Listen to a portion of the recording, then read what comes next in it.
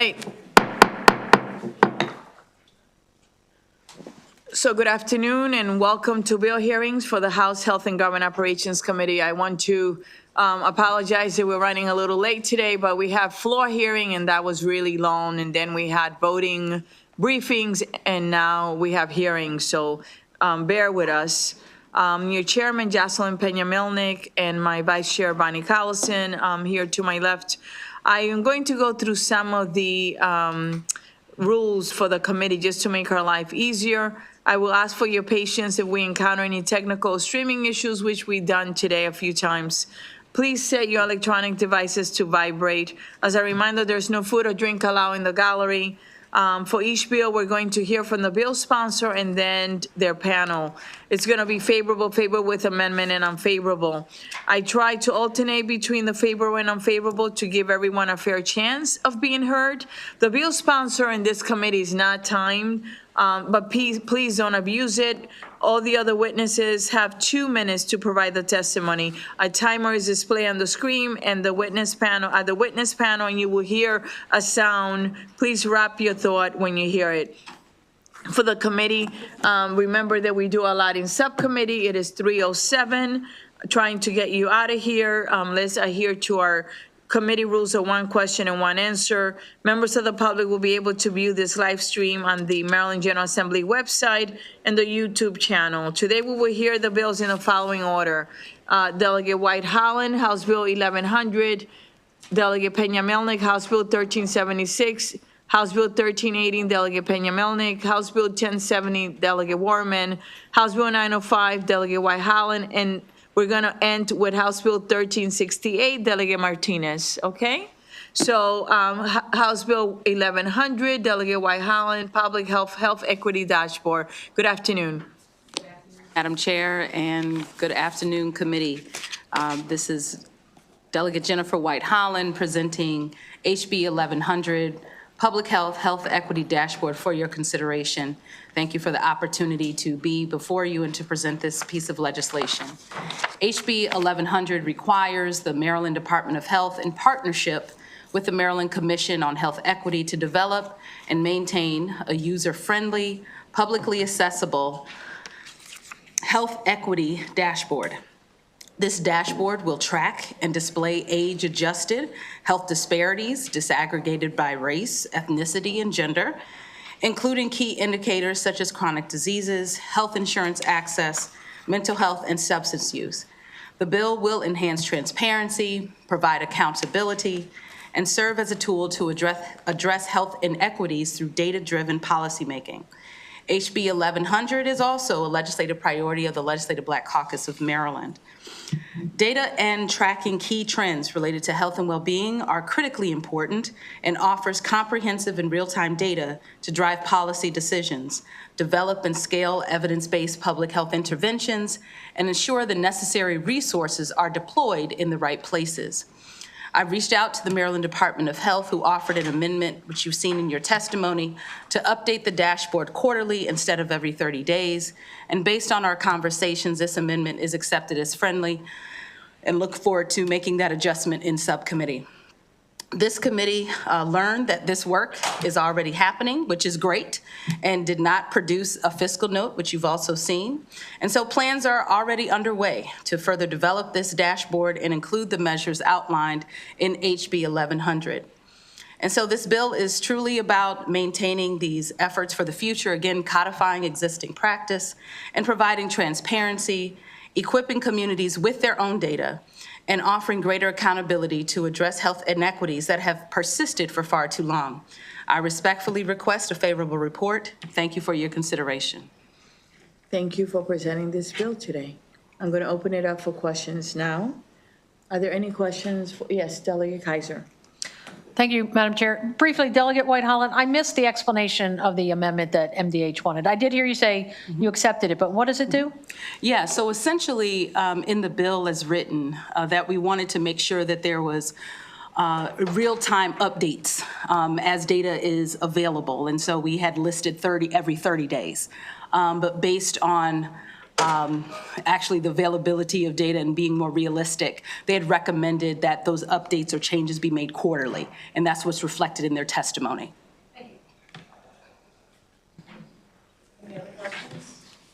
All right, thank you so much for working it out. Good job. Thank you. You're welcome. This, 1 second. That's it. Yep, that's it. All right. She can't get out of there fast enough. This actually concludes the bill hearing on House Bill 1100. Next, we have House Bill 1376, and that is going to be presented by Andy Duval, who's with my office and did a lot of the work on this bill, so he's going to be providing the testimony. Will you please bring him up, because he had class today and he is actually, oh, wait a minute. Hold on, we're waiting for Kat. 1 second, please.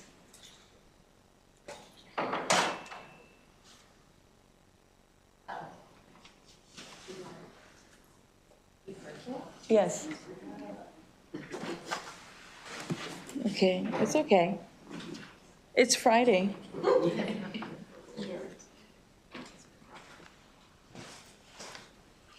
So while she brings him up, it is House Bill House Bill 1376, Maryland Department of Health, Provision of Healthcare Services Study. Yes. Go ahead. Can you hear me? Good morning. Yes. Good afternoon, sorry.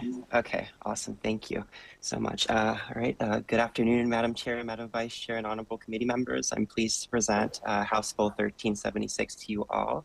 House Bill 1376 will amend Chapter 794 and 795 of the Acts of 2024, also known as last year's Maryland Department of Health, Health Commissions, and Maryland Insurance Administration Study Bill. This year's bill will establish new requirements for the independent consultant contracted in the chapters who had previously been tasked with reviewing our state health agency's statutory and regulatory duties. In this bill, the Maryland Department of Health will now require the independent consultant to, 1, study the state's current provision of health care coverage for residents and services, including programs and payers, 2, recommend improvements to maximize healthcare coverage for residents, and 3, assist the department with drafting a finalized report, including completed analyses of the state's existing healthcare finance and delivery systems, a review of strategies implemented in other states related to universal healthcare accessibility, and recommendations for strategies the state should consider to improve Marylanders' access to healthcare coverage alongside funding options. Last year, Maryland officially began a new era in healthcare transformation by agreeing to participate in the federal state's Advancing All-Payer Health Equity Approaches and Development Model, also known as AHEAD. Under this model, we will be among the first states to receive federal support over 9 performance years to address our most pressing healthcare quality and cost management issues, complementing our current state TCOC model goals. It should be important to note that the start of our first performance year coincides precisely with the conclusion of MDH's report in January 2026.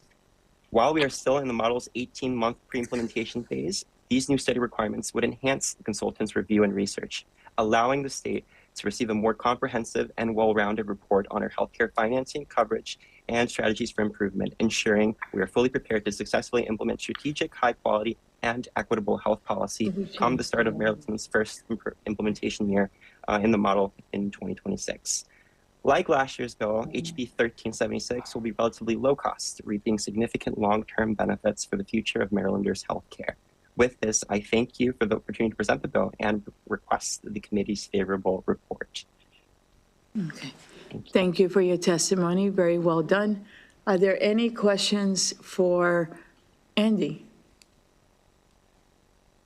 All right. Seeing none? All right. Well done. Madam Chair, sorry, can I add one more thing in addition? I forgot to.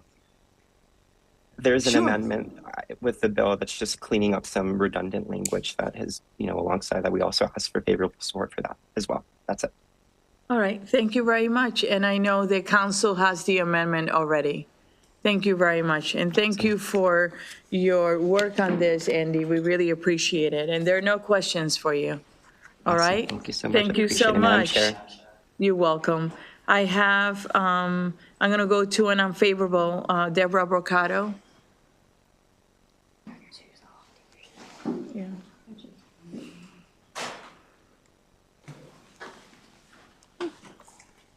Hi, how are you? Good, how are you? Good. Good afternoon, delegates. I know it's been a long day for you guys. I'm Deborah Mercado with Maryland Right to Life, and we do strongly object to House Bill 1376.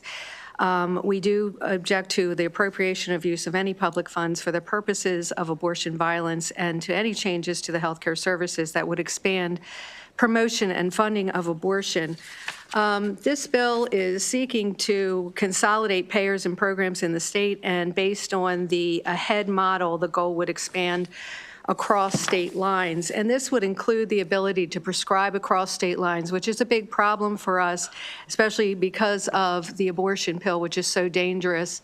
And without in-person examination, which is how these are being prescribed through telehealth, there is a lot of danger to the women and girls of Maryland. And now if this expands, this will expand to the women and girls of other states. We know that without that in-person examination, the abortion pill is prescribed when it probably shouldn't be, because without that in-person examination, you don't know of other coexisting conditions or how far along the woman or girl is in the pregnancy, or even if she has a high-risk pregnancy. So, and already in Maryland, we do have lack of reporting of abortion statistics. We have shield laws to protect the businesses. So we oppose this because we see this as a danger for women's health. So without requirements for detailed and accurate data, it would be difficult for women and girls even who are injured by this to find justice for unsafe practices. So for all of these reasons, we do request an unfavorable report on 1378. If you are able, or 1376, if you're able to add an amendment to exclude abortion purposes from this bill, then we would be okay with that. But without it, we definitely ask for an unfavorable report.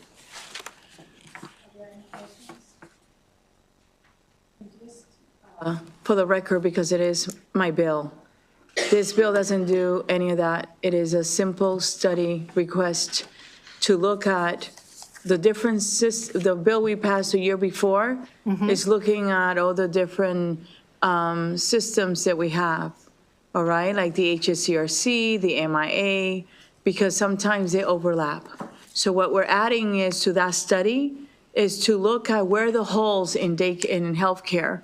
Right. So that we can try to see who's getting access, who's not getting access. We're not dealing with any abortion or none of that. It's just a simple study requesting recommendations, because I feel that there's going to come a time where we're going to really have a conversation on whether this system works, right? Whether we should have, not that I'm saying we should, one payer, whether we should have 5 payers, how does it work? But I want you to know, because I'm the sponsor. Right, My I saw that. intention is none of that, okay? Well, I know it doesn't explicitly talk about abortion entities, but the way I read it, when it talks about consolidating payers and programs, though certainly abortion services are covered under Medicaid, and those programs could be rolled into this as well. We're going to disagree because that's not how I see it, but thank you for giving me your opinion anyway. As you know, I always welcome you and I always treat you with respect, because I should. It's the right thing to do and I welcome it. But I'm just telling you what my intention was, right? Because I'm the Right. one that put it in. But thank you for being here. I like your intentions. Thank So- you very much. I appreciate you. All right, thank you, Thanks Delegate for being Pena here, Melnick. okay? Okay, And have a wonderful, blessed weekend. you as well. Thank you so much. So let's go with, I think, that's it. This actually ends the bill hearing for House Bill 1376. Okay. So next, we're going to go to House Bill 1380, and that is me. And I'll try to not keep you here long. So House Bill 1380 is healthcare facilities, hospitals, and freestanding birthing centers, perinatal care standards. So look, if you wonder why did I put this bill, I'm going to tell you right now why. Under current law, the Office of Healthcare Quality within the Maryland Department of Health oversees facility licensure. But there are no uniform regulations ensuring perinatal care standards. in Maryland. And we deal with all these disparities right across the board. And our people and our children should be safe, right, when they go give birth, So House Bill 1380 directly addresses this gap by requiring that all hospitals providing obstetrical services and freestanding birthing centers to meet or exceed the Maryland perinatal system standards as a condition of licensure. They must meet those standards so that we can have high-quality care. It should be standards that are based on evidence-based, and it should be, regardless of where you live in Maryland, it should be the same in all 24 jurisdictions. The Maryland perinatal system standards were originally established in 1997, and they have since been updated in 2018. Ensuring compliance with these standards will improve maternal and infant health outcomes and address the disparities that we have in our state as well. The bill represents a necessary step to protect mothers and babies. And that is basically it, what the bill does. I work with the department, and they gave amendments, and I took the amendments, right, from them. And I urge that this committee give House Bill 1380 a favorable report so that we can have standards throughout all 24 jurisdictions for our women and our babies. Any questions? Okay. And we do have... I have favorable with amendment, and the department will discuss the amendments, and that is the Maryland Department of Health. And we have also two people from the Maryland Department of Health. Will you come up and introduce yourself?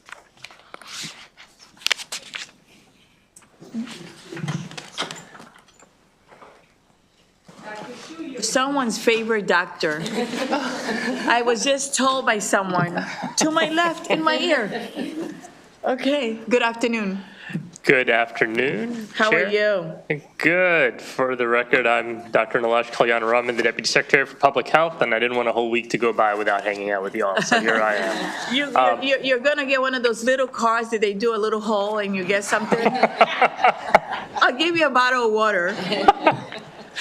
Well, I appreciate Chair, you're working with us on the amendments for and making sure that we've got these standards. I really want to turn it over to Dr. Chu, who's been driving this work at the department for years now. Hi, everyone. My name is Dr. Shelley Chu, and I'm with the Maryland Department of Health, and I'm the director of the Bureau of Maternal and Child Health.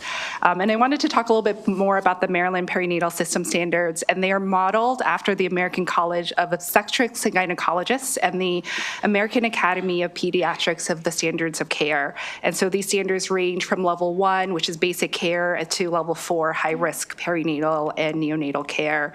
And we've actually revised the Maryland Perinatal System Standards in 2025. That was led by an ad hoc perinatal advisory committee. So right now, they're undergoing the final stages of review prior to publication.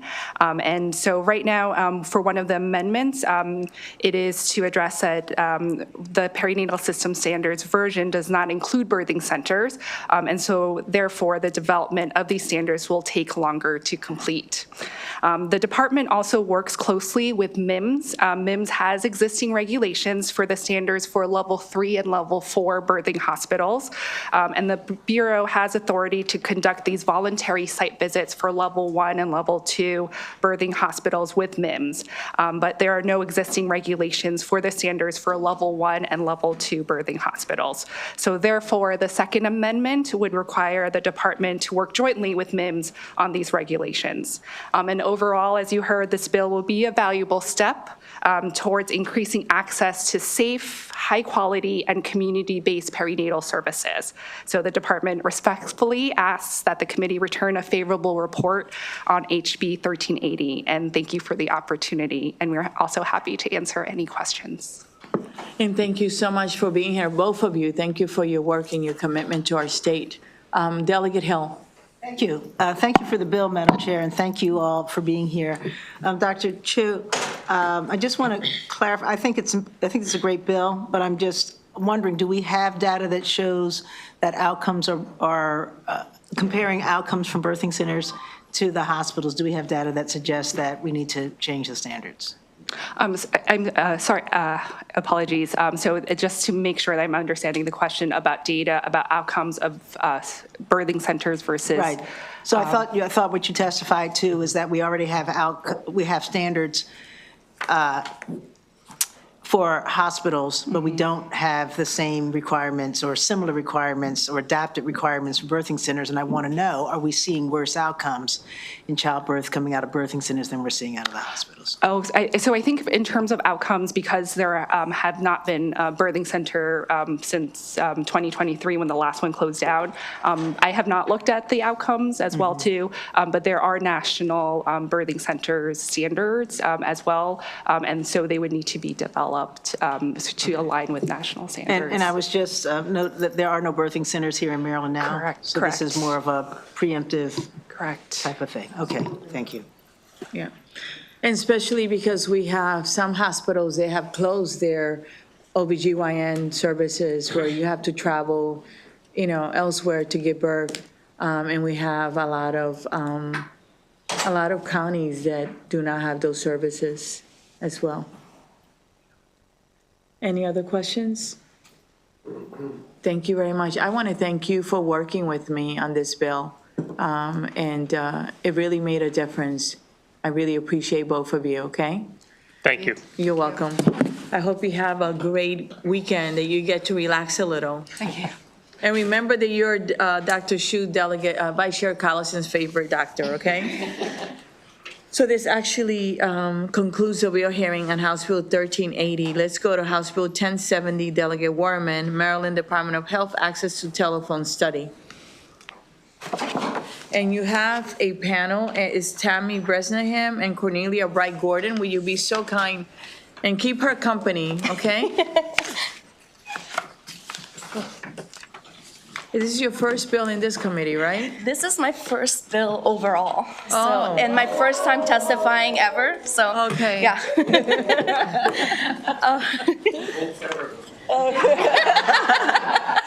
That would be a first. There you go, you guys are a great committee.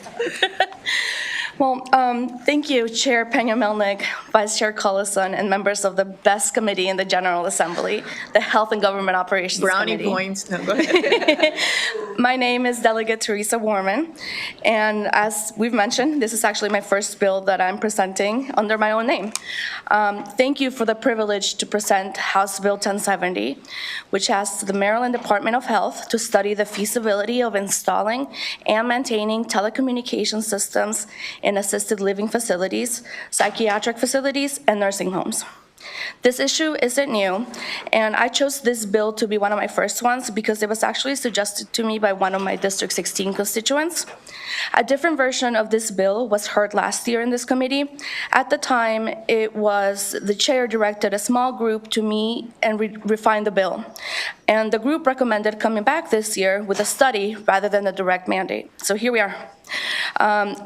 This year, the bill started in the Senate, and it was cross-filed with Senator Salling. Yay, bipartisanship. But it specified landlines. And let me be honest, I could not look at you guys in the face, betray my generation, and ask for landlines in the year of our Lord 2025.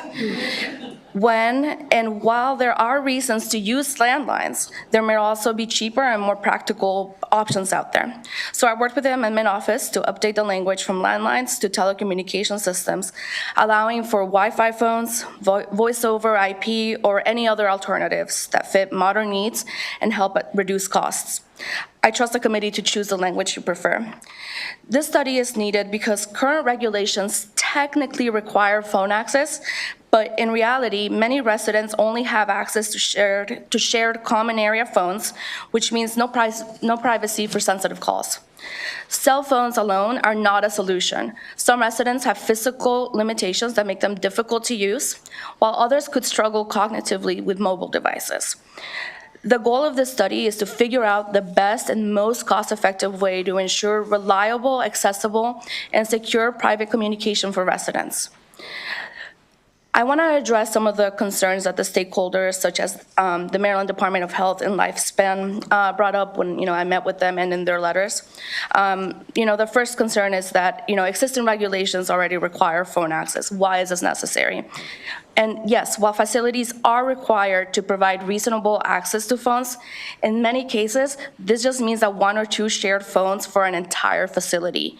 This is really not sufficient for residents who need daily private communication. This study will determine whether these regulations are working in practice and what, if anything, needs to be done to improve them. The second one is that the fiscal note is too high and that the state can't afford it. Look, I might be a newbie here, but I completely understand that this is not the budget cycle for big spending. And I am really committed to bringing the cost of the fiscal note down. I think that shifting the study to a work group could significantly lower costs.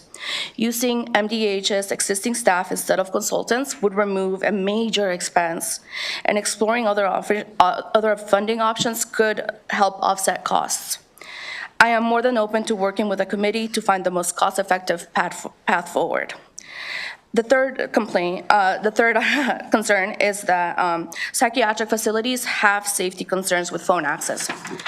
And that is a valid concern, and that's exactly why we need the study. Some psychiatric patients may misuse phones, whether for false 911 calls or other security risks.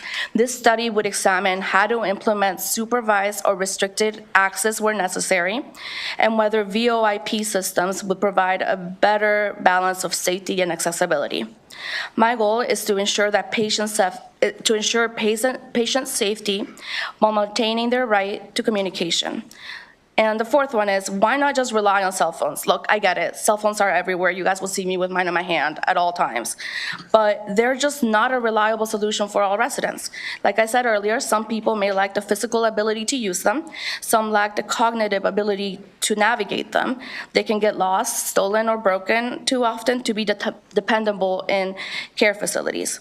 This study would help find realistic alternatives, whether it's in-room phones, Wi-Fi-based systems, or anything else that actually work for residents without unnecessary cost burdens.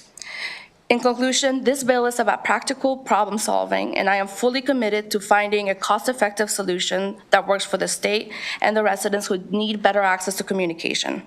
I appreciate your time, input, and consideration for HB 1070. I look forward to working with you to get this done in a way that makes sense for everybody, and I'd be happy to answer your questions, and I'll turn it over to the rest of my panel. Thank you. Thank you. Good job. Next, please. Good afternoon. Madam Chair, Vice Chair, my name is Cornelia Bright Gordon, and I am one of the advocacy directors at Maryland Legal Aid. Older adults are becoming more confident with technology, but a great many of our low-income clients neither have email nor a cell phone. A room phone is frequently their only method of communication with the outside world, even if it is only to file complaints to the government about the care that they're receiving in a nursing facility. Legal Aid regularly represents residents in psychiatric facilities, skilled nursing, and assisted living facilities who lack access to a telephone. The lack of access interferes with their relationship with their attorney-client communication, and it interferes with their ability to complain about treatment in a facility to state agencies or to the police. All attorneys who represent people in nursing and assisted living facilities are very careful to observe protocols relating to attorney-client privilege. It is common for us to receive telephone calls from potential clients from a facility, from a facility's nurses station, which is a very public-facing location where staff and residents alike can listen in on telephone calls. With regards to potential clients, we frequently see them facing a very hard choice between waiving confidential communications and the inability to speak at all. For all of these reasons, legal aid staff drive long distances all over the state in order to effectively communicate with our clients and potential clients. Elimination of telephones has become a cost-cutting measure at an expense to patient safety and communication. Hundreds of our clients routinely express fear and dismay at the failure of facility staff to even answer bell calls. We urge the General Assembly to remain vigilant in the protection of these vulnerable patients and residents. Thank you very much. Thank you. Next, please. Good afternoon, Chair Pina Melnick and members of the Health and Government Operations Committee. My name is Tammy Bresnahan, and I'm the Senior Director of Advocacy for AARP Maryland. On behalf of our more than 850,000 members across the state, AARP strongly supports House Bill 1070, access to telephone study. AARP policy strongly supports measures that expand communication access for older adults, particularly those in an institutional setting. The ability to make and receive phone calls is essential for reducing social isolation and maintaining mental health and well-being. The COVID-19 pandemic underscored the devastating effects of isolation, reinforcing the need for proactive solutions to keep long-term care residents connected to the outside world. House Bill 1070 directs the department to do this study. We sincerely thank Delegate Warman for this very thoughtful, thought-out bill, and we hope and we ask for, and we respectfully ask for a favorable report on House Bill 1070. Thank you. Thank you. I'm going to open it up for questions now. Do we have questions for the delegate? Oh, man. But let's start with the real questions. Delegate Kaiser, then Delegate Hill. Thank you, Madam Chair. Welcome. Delegate Warman, I heard a colleague at the beginning of your hearing say move favorable, but I'd like to be clear. Were there any co-sponsors on this committee besides myself? I'll just let you know, no. Just thought I'd answer the question myself. Thank you, Madam Chair.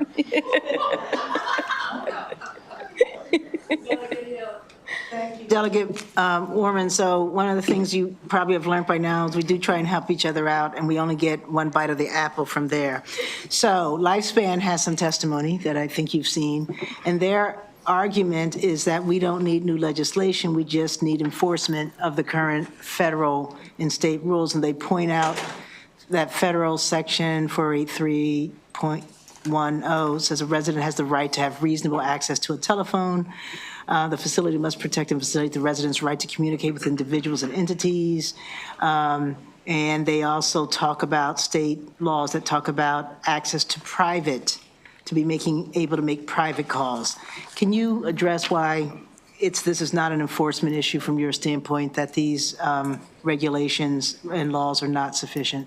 Well, thank you for the question. I really appreciate it. And I appreciate, working with Lifespan. It's been really interesting to hear their point of view. I would say that, if the problem is that we're not enforcing current regulation, then a study can assess exactly why the existing laws are not working and recommend practical enforcement solutions. The other thing that I'll say is that facility usually lack the funding or infrastructure to comply with the study. So, it would, I certainly see that, but there's definitely ways that we can study the enforcement of it. Along with, like I said, we have existing regulations, but I really don't think they're enough. Having to make personal phone calls about whatever it is that you're dealing with at a nurse's station or in a room full of other patients is just not the way that we should be conducting business. A lot of these facilities have one or two phones, and that's just simply not sufficient. There's some patients do have the necessity to talk to people for a longer amount of times than you and I would, but we need to assure that we're accommodating those people. Excellent. Thank you very much. I see it's a study, and when we know better, we do better. Move favorable. Thank you. It's a 1 million favorable.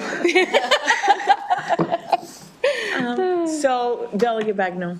Thank you, Madam Chair. And just to clarify for the committee, you are the amendments that you're seeking are looking to move this from a study to a work group. Is that correct? I would be okay with that amendment. I did just put in one amendment to change the word landline to telecommunications system or something like that, but I would be very open to accepting that amendment. Especially if that would address the fiscal note? Yes, definitely. Any other questions? So I'm looking at, a fiscal note of over $1 million. I was surprised. Yeah, so this is what I'm thinking just from hearing what our committee wants us to do. I'd like you to work with the Office of OHCQ and see if they would agree to, because they're supposed to enforce.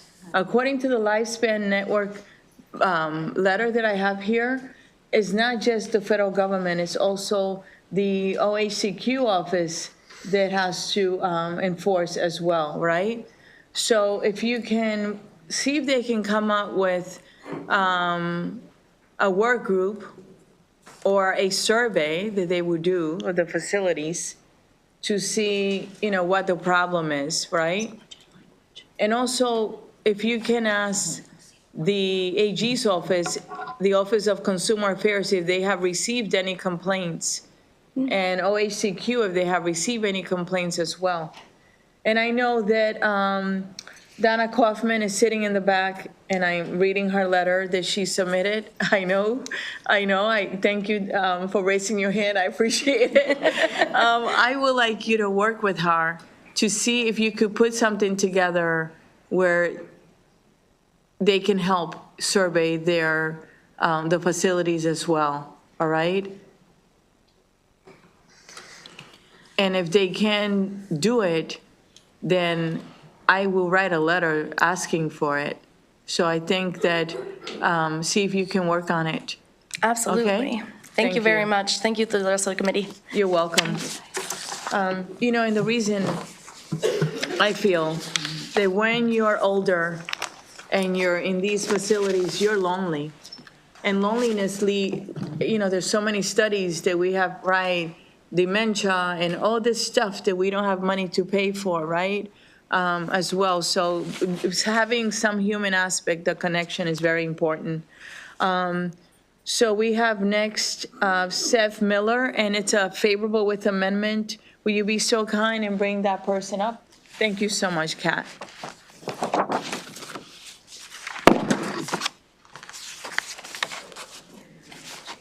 Good afternoon, Mr. Miller. Good afternoon. How are you today, miss? I'm doing well. Will you be so kind and give us your testimony, please? Sure. Just a second. At least I can bring up the testimony. Thank Madam you. Chair and Committee, first, thank you for your service. Seth Miller, favorable with amendments. Sir Selling, thank you for introducing this important legislation. This testimony is per the First Amendment. Dignity and decorum of government serve not to elevate governing over governed, but to remind office holders of an oath of office. Initially, all I asked was that every inpatient have their own outgoing landline at no cost to patient or family after 2 attacks on my paraplegic roommate. The first by a third roommate, the second by staff. I was not weight-bearing. Fortunately, I had an iPhone. There would be no police report had there been no first attack, no report for second attack. Per their own letter to me, MDH did not make a site visit and took the word of the Director of Nurses and Patients Physician that there was no evidence of physical abuse. Conflict of interest, false. When I discharged, Brian's face was black and blue. There's a class action against MDH for seldom conducting investigations. When they do investigate, they do not have to conduct site visits. COVID hit. The Washington Post reports MDH find the site for easily preventable deaths. Had MDH listened when I complained about the attacks on my roommate, staff would have turned it around, and no one cares. MDH is against phones, concerns about ligature, forensic patients, and cost for pretextual. My site was private equity owned. They had phone jacks. Charging patients is for money. We do not pay through Medicaid in exchange for patients to be attacked and private equity to be enriched. Get private facility patients' phones through the Universal Service Administrative Company subsidy offered by the FCC, with sites making up the difference and providing phones for ineligible patients, info attached. Rights of action or private rights of action and attorney's fees for OAG, local health departments, patients, families, healthcare providers, and insurance. Deal with state sites later. MDH's position is inconsistent with the governor's proclamation that October was Patient Rights Month, calling on patients to self-advocate. How would the governor like it if his mother was at his inauguration were treated like that? Ditto for long-term care lobbyists. Leave no one behind. Thank you for your testimony today, and I'm so sorry that your loved one had to experience that. I'm going to open it up for questions. Are there any questions?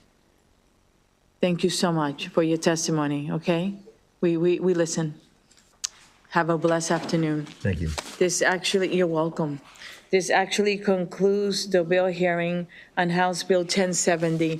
Next, we have House Bill 905, and then we have one more after that one. 905, Delegate White Holland, Hospitals, Clinical Staffing Committees and Plan Establishment, Safe Staffing Act of 2025. Will you be so kind and bring your, I believe you have Bridge Dumais, Anna Palmisano, Donna Kaufman, Dr. Danita Towson, and Johnny Gonzalez are virtual, and then Tammy Bresnahan. And you can pull chairs, you could do that. Thank you.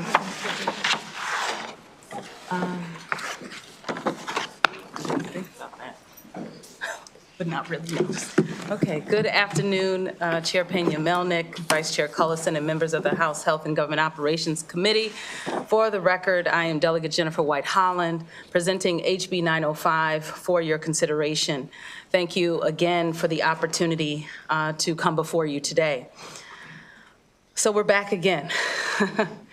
So the issues of long ED wait times, workforce shortages, improving the delivery of high-quality care are issues that our committee knows all too well. And I applaud this committee and its leadership for taking action and its commitment to bring diverse stakeholders together to address these ongoing challenges, especially with our track record as a state in having the longest ED wait times in America. Based on the Maryland Healthcare Workforce Report, 1 in every 4 hospital nursing positions are vacant, and 62% of nurses say they are considering leaving the profession.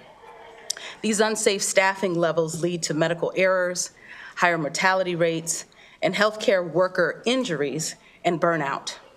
Maryland needs solutions that prioritize the well-being of both patients and workers to address these issues. One of these solutions is the Safe Staffing Act of 2025. HB 905 is a reintroduction and again is not new to this committee. As a reminder, this is a bill we voted out of this committee and out of the House of Delegates last session. While the bill may look a little different, the intent and the goals remain the same. The Safe Staffing Act of 2025 will ensure that hospitals in Maryland create staffing committees in which half are direct care workers representing the entire care team, which includes nurses, physicians, technicians, support staff, environmental service workers, and dietary aides. A patient advocate will also have the opportunity to join each committee. 9 other states have passed legislation to create clinical staffing committees in hospitals. And while research has limitations to draw conclusions, it has shown to improve worker engagement and workplace conditions in meaningful ways. The process helps improve transparency for workers, patients, and policymakers. The Commission to Study Healthcare Workforce Crisis in Maryland outlines the need for more data about the healthcare workforce. HB 905 will help implement some of the report's recommendations and collect data on staffing conditions, which will be valuable in creating data-centered policy decisions to improve job and care quality. The bill has been discussed with a variety of stakeholders such as the Maryland Department of Health, Maryland Hospital Association, MedChi, Maryland Nurses Association, 1199 SEIU United Healthcare Workers East, Marylanders for Patient Rights, and other advocates. Stemming from these discussions, which are ongoing, there is an amendment at the desk which you've received, which was also shared with Council. This amendment proposed by MedChi would ensure that a physician who is not a hospital employee or administrator is included on the clinical staffing committee, whether or not the hospital is a teaching hospital. The amendment is considered friendly, and I'm pleased to submit this as a sponsor amendment. I am also aware of the letter of information from the Maryland Nurses Association that elevates the need to further discuss the composition of a clinical staffing committee to include more direct care nurses. To clarify, nurses are a part of these safe staffing committees. The bill language includes specific titles within the care team in addition to nurses and physicians. But of course, in true fashion and form of this committee, I look forward to further discussions with key stakeholders and invite this level of feedback. In my remaining time, I would like to counter some of the arguments you may hear from the opposition and emphasize further what this bill does. First, you may hear that this bill mandates staffing ratios and will negatively impact hospital budgets.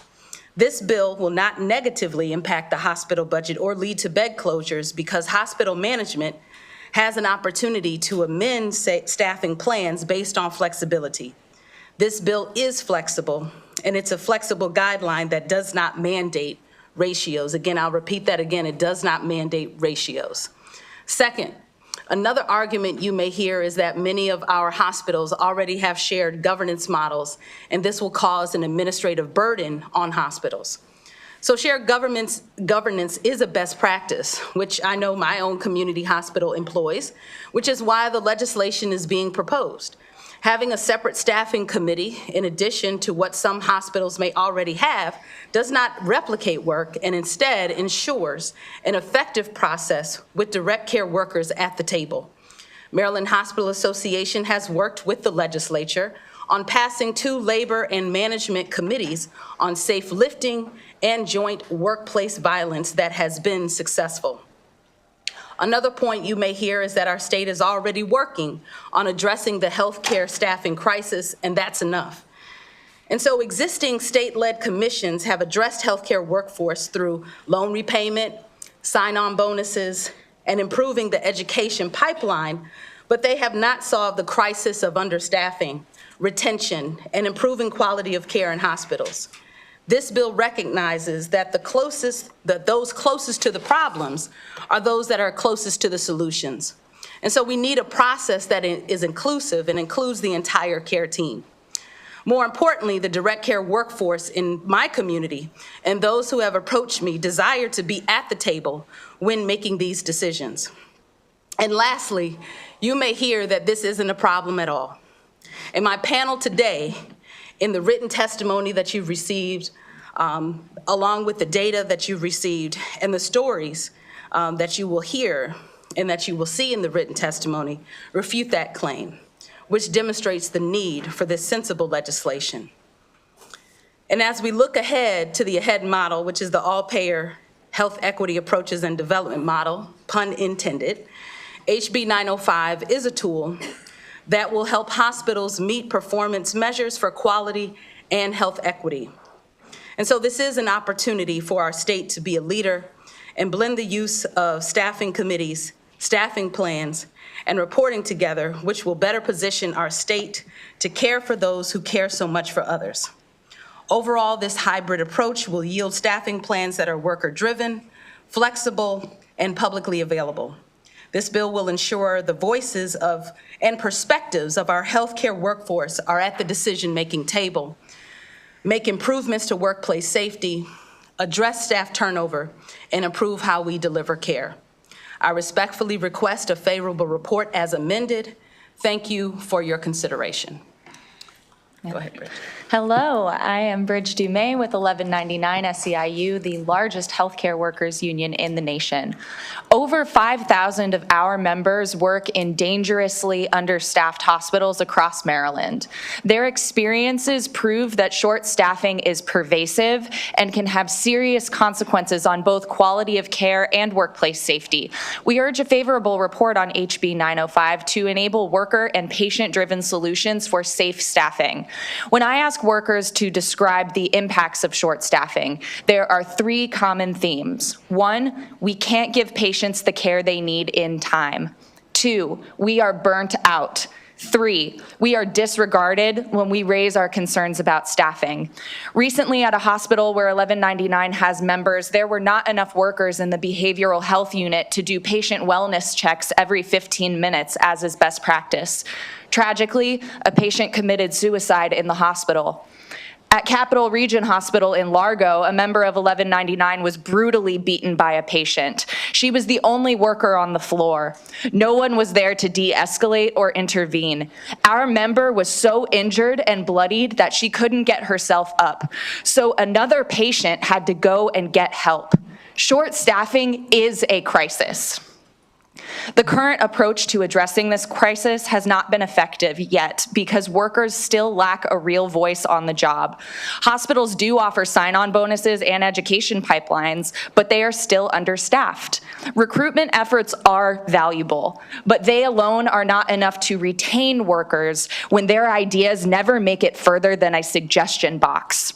The best way to bolster a new generation of healthcare workers is to give them a seat at the table where they get to be a part of real solutions. That is what the Safe Staffing Act will do. Please vote yes on this bill. It is urgent. Thank you. Thank you, and I'm so sorry that your members had to experience that, okay? Thank you.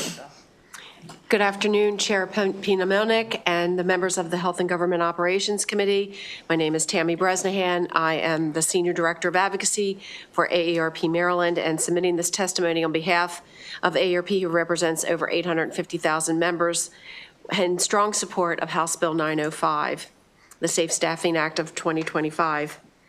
You've heard all the stories. AARP firmly believes that safe staffing levels are a fundamental component of the quality of health care.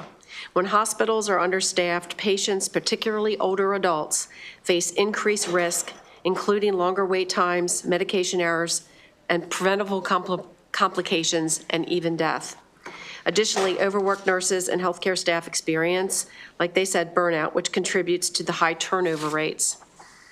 By passing House Bill 905, Maryland will join other states that have successfully implemented similar staffing regulations, resulting in improved patient outcomes and better working conditions for healthcare professionals. This bill is supported by a coalition of patient advocacy groups that you are hearing right now, reflecting a broad consensus that safe staffing is essential to our healthcare system. We wholeheartedly thank Delegate White Holland for her leadership on House Bill 905. We respectfully ask you to pass 905 to protect our patients, safeguard our healthcare workers, and strengthen the integrity of the hospital system. Thank you. Madam Chair, Vice Chair, and committee members, I'm Dr. Anna Palmisano. I'm the Director of Marylanders for Patient Rights, the largest patient advocacy coalition in the state with a collective membership of over 1 million Marylanders. We have joined healthcare workers in a patient worker collaborative to support the Safe Staffing Act of 2025. I'd like to talk about the consequences of failing to provide safe staffing. A young friend went into labor in a high-risk pregnancy with twins, so she went to her local ER. After waiting in extreme pain for 8 hours, worrying about her survival and that of her 2 babies, in desperation, she called her Maryland state delegate, who then called the hospital CEO, who then called the ER lead, who then ordered an emergency cesarean section. Now, all lives were saved despite this egregious violation of the hospital of the federal EMTALA law, but will this become a new triage process? I spoke to the president of the Maryland Continuing Care Residents Association. At his retirement community, residents are so concerned about Maryland's long ER wait times, they have lined up other seniors in their community, the ones that still drive, to take them across the American Legion Bridge to Virginia for emergency care. Well, why? Because they are afraid of the long wait times at their local hospitals, and they know that Northern Virginia hospitals have much shorter wait times and 30% more staffing than Montgomery County. Without a safe level of staffing in the ER, Maryland patients will continue to suffer long and potentially life-threatening waits for emergency care. The Safe Staffing Act will bring the knowledge and experience of direct care workers to bear on reducing ER wait time. I ask for a favorable response on HB 905. Thank you. Thank you. Next, please. Thank you very much, Madam Chair, Madam Vice Chair, members of the committee. My name is Dana Kaufman, and I'm here on behalf of MedChi, the Maryland chapter of the American College of Emergency Physicians and the American College of Obstetricians and Gynecologists. I do want to just make one point clear, because we've heard a lot about emergency department wait times, but those wait times are often the result of patients boarding in the ER, and a boarding patient is a patient that has been admitted into the hospital but has not been moved moved upstairs to a bed. So therefore, their care is supposed to be done by the admitted, staff for admitted patients, but it's being done with them holding an emergency department bed. So really the issue, when we look at it, is it's a hospital throughput issue, making sure that there is available beds in the admitted sections and that those beds are appropriately staffed so that we can move individuals from the ED up to the hospital. And that's why we are supporting this bill. We understand the issues regarding being able to find staff. We've had a staffing crisis, so we don't want to overlook that issue. It's a very important issue and one that Maryland needs to continue to work together collaboratively to resolve. And this bill, what it's really doing is trying to require clinical staffing committees to come together and determine the appropriate number of clinicians. I do not believe that the sponsor anticipates that there's going to be staffing ratios, but we definitely want to have these committees formed so that we can continue to talk, which will then address the patient safety issues, but also the boarding and the ED wait time. So with that, we urge a favorable vote. Thank you. Thank you. So I'm going to open it up for questions, although there's two virtual witnesses. Let's hear from them. Will you please bring them up? Thank you.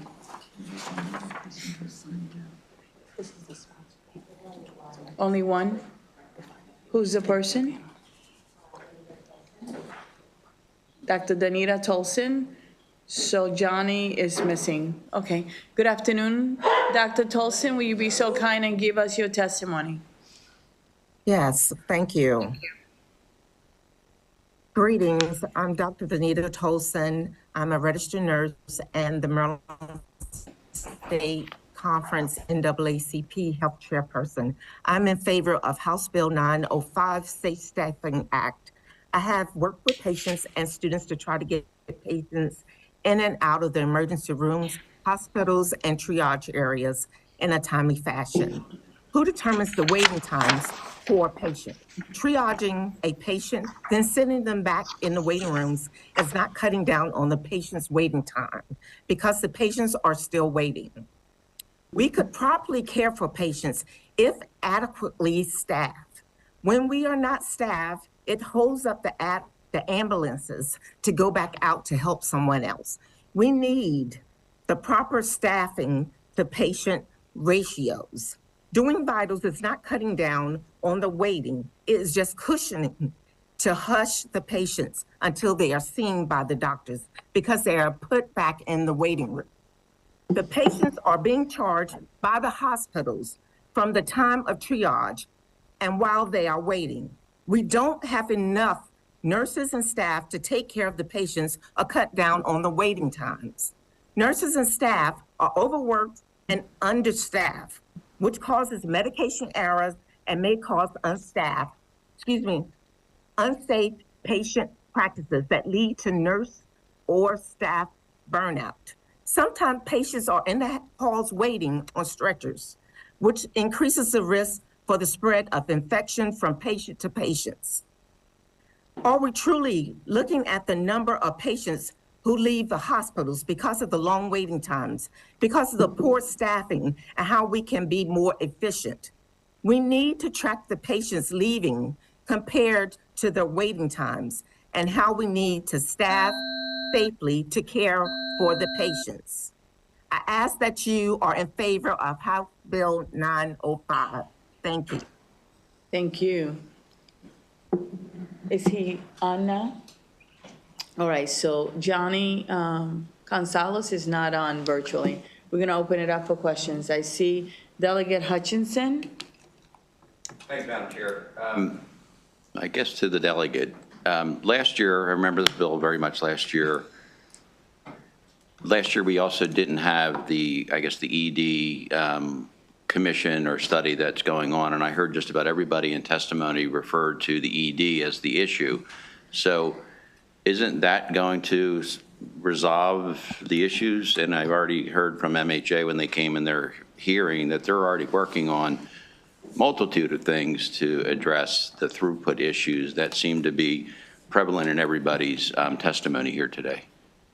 Thank you, Delegate, for your question. And I recognize that, again, this committee, and we know that there are a variety of different spaces, and we have that existing commission that is moving forward. I would say that we are doing as much as we can right now and see this bill as one of the many solutions that can come forward to address this issue. It's not just ED wait times, but it's also other global issues that we see. A lot that also was brought up in the last hearing that we heard was around workplace conditions and the environment and the culture and how we can better improve the workplace culture and environment. And when people have a seat at the table, it then allows them to have the necessary input to inform that policy and decision-making, especially at the staffing level. And so really see that as working in tandem with some of the work that is happening, and not just, and allows us to really also take action now because it's necessary. And so we appreciate and applaud the work that is already happening, but think that right now is the time to move forward and to see how we can move forward in moving this proposal forward, because this is something that our workforce is asking for, and is something that I believe will address a myriad of other issues. Not the sole solution, but one of the solutions that we can certainly consider. I understand. Follow on, please. So, and a little bit different, I think, too, is that that's a separate commission that's looking at it globally. Right. These are individual commissions or committees within each of the individual hospitals. That's correct. What I don't understand is what teeth does the committee have? So, if the hospital only has so much budget, so much staffing, and you make recommendations, what teeth does it have when it's done? So I think, when it comes to, and this is what this committee does all the time when we talk about data and tracking, and when we put things on paper, what gets measured gets counted, and it holds us accountable, right? And so when you have this body, when you have this committee that is able to develop, that has necessary plans, it then holds that entity accountable for executing it while giving it the flexibility to make the necessary changes. And so that, if anything, and making it also publicly available, will also ensure that those in the public will have an opportunity to see it or make it available upon request. And so that, again, increases the level of accountability when it comes to executing and implementing that particular plan. Thank you very much. I have Delegate Kaiser. Thank you, Madam Chair. Dr. Palmisano, I'm sorry if I'm not pronouncing your name right. Do you think that posting staffing plans on a hospital website is a risk for patients for any reason? Not at all. I think transparency is needed so that healthcare consumers can make the best decisions possible for their healthcare. We want transparency. Thank you. Chisholm, Delegate Chisholm. Thank you, Madam Chair. I've always been led to believe that the crux of the ED wait time was workforce availability and bed availability. From what I'm hearing, it's not that. It's that we're not treating the current staff correctly, or do you think it's a staffing shortage? And is there any reason why each individual hospital would not already be doing this? So if I may, I think that it's important that we have not just an either or mindset, but looking at the both and recognizing that it's probably a myriad of issues that are contributing to what we're seeing across the board. And so with that, I think that what you've heard are some of the reasons that are bubbling up that we see are causing some of these issues that you're talking about. But as it relates to, the last question, I'm sorry, it just slipped my mind that. I would assume that hospitals are already putting this together because, we're obviously the last in the country. Right. And everybody's trying to fix it. If you're running a hospital, your number one prerogative is to make it run quicker, more efficiently, and be easier on the staff if you can do that. Yes, thank you. I'm sorry. It's my brain. So yes, indeed, and I do recognize, and maybe even some of us have had an opportunity to engage with some of our hospitals to see how things actually work. And I would say that every hospital may do something a little different. I think at the very least, what this bill is doing is providing a baseline process right? And adding to what they may already be doing, to couple and to align with some of the existing practices.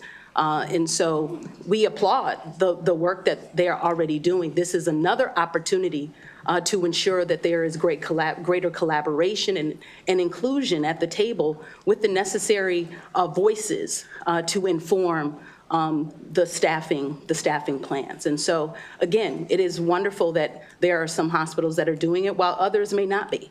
And so this bill would provide that sort of universal process to get to that place. Okay, thank you. Thank you, Madam Chair. Delegate Woods. Thank you, Madam Chair. So, and I guess this piggybacks on the previous question. I noticed in the letter from University of Maryland Medical System that they said that this bill excludes state hospitals. Yes. Could you please elaborate on that? Yes, of course, Delegate. And so I think that we are all in a place now where it comes up in every single hearing, right? What's that fiscal note look like? And so I think that that it's important for us to consider, and in my conversations with Maryland Department of Health, I think that that would significantly increase the fiscal note. And so that was one of the reasons as to why to avoid having a rather inflated fiscal note that move forward in that way. And this, again, was a component that was similar to last year's bill. May I follow up? I'm not going to be TH, but okay. So, I'm sorry. I just, that came out. So just to kind of elaborate further on the question, they're saying if mandating staffing committees and staffing plans is the best interest of staff and patients, then the requirements should be applied to all hospitals. And I hear what you're saying about the fiscal notes, but can you, they're trying to say it's an inequitable system if you are doing some exclusion. So can you help? I mean, I hear clearly what you're saying. You want to take that first? Let somebody else talk. Thank you for the question. It is a best practice, and that is why we need to implement it in as many hospitals as we can as soon as possible. Given the budget shortfalls that the state is in right now, we are prioritizing keeping a lower fiscal note so that way that many more hospitals can implement this as soon as possible.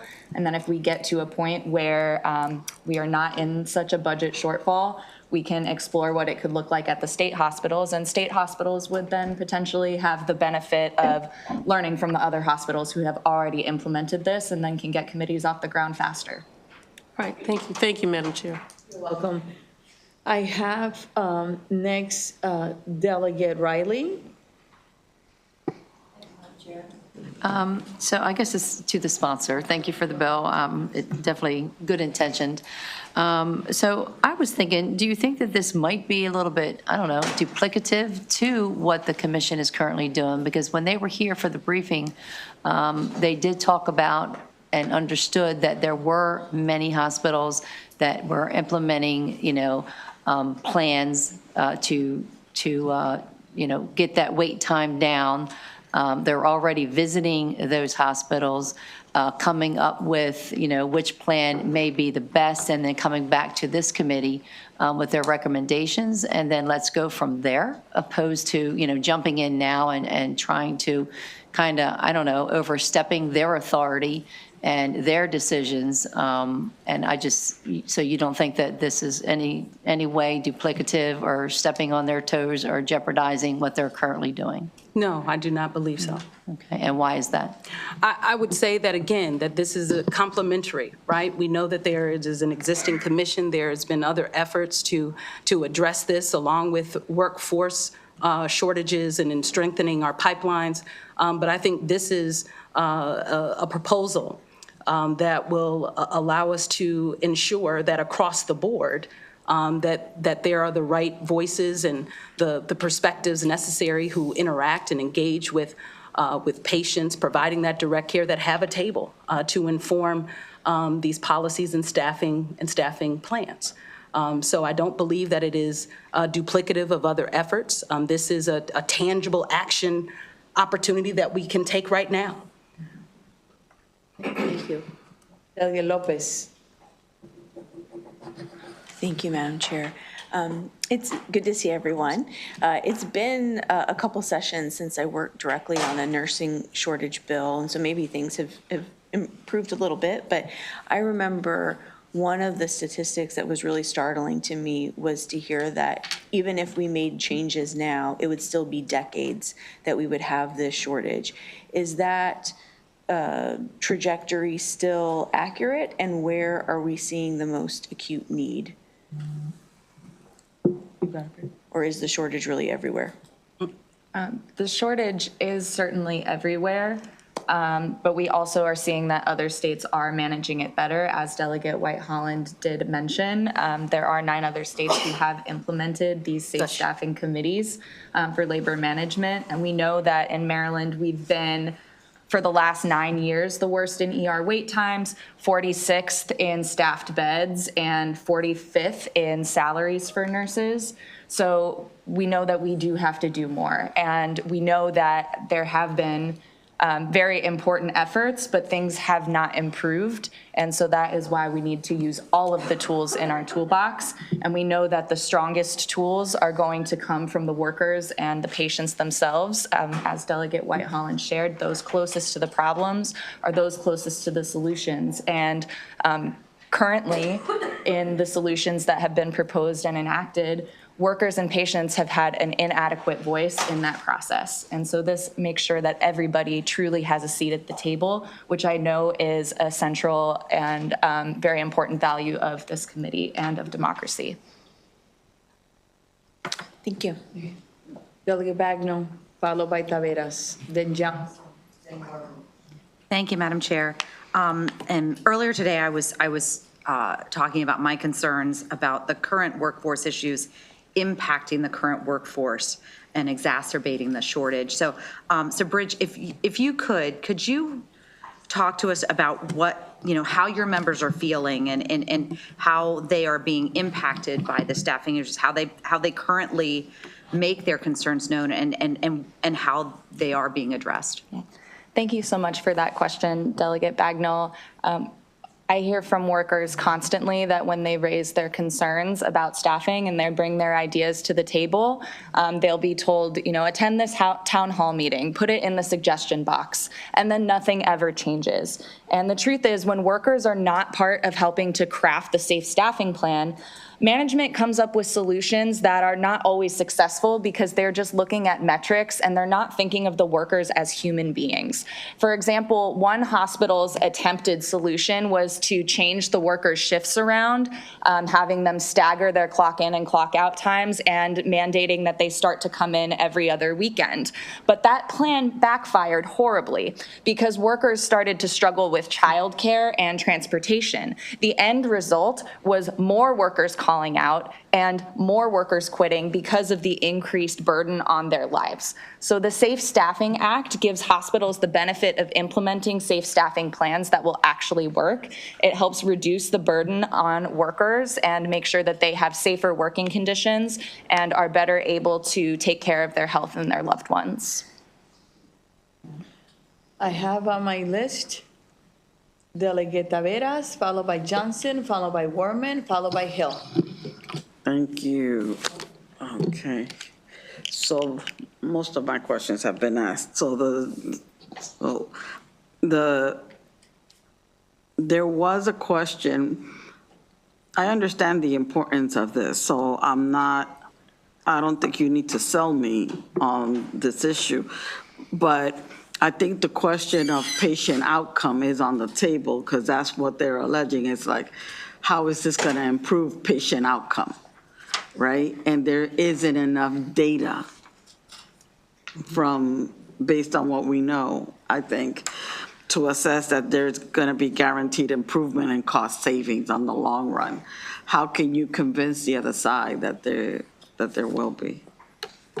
Well, I think that, Delegate, thank you for your question. I would say that that's really the purpose behind this bill is to help to acquire and to have that data so we can then better inform future interventions and strategies of how we might be able to better address this in the future, right? And so really, this is all that we're trying to do is add another feather in our cap to be able to have the necessary tools and information to move forward in addressing some of these other global issues. Thank you. Okay, so I have next Delegate Johnson, followed by Werman, then.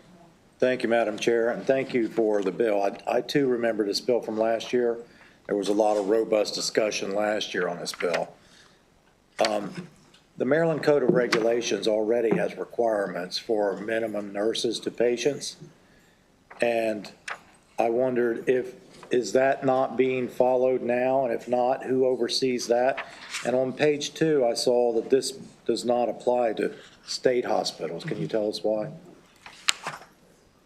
So I'll handle the second question and may defer to one of my panelists to answer your first one. And I believe Delegate Woods also asked this question related to state hospitals, and one of the primary reasons in conversations with Maryland Department of Health and the like was recognizing of how that could really drive the fiscal note to be well inflated. And so by providing and moving forward with majority of our hospitals here, I think that it will help to maybe inform when we're not in a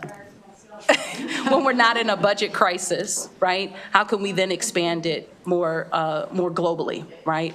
But as it relates to your first, could you repeat your first question again? I'm sorry. Yes, Maryland Code of Regulations already has a minimum ratio of nurses to patients. So is that not being followed now? And if not, who oversees that? Who's the oversight for that? There's no one currently overseeing if the current minimums are being followed, but I can share that at the hospitals where we represent workers, we know that there are a lot of vacancies in those particular hospitals, and the data does show, even from the Maryland Hospital Administration's task force, that there is a workforce shortage in the state. Follow up, ma'am. Do you know what the ratios are? I do not have that information in front of me, but I'm happy to send it to you. It's one nurse for 15 patients.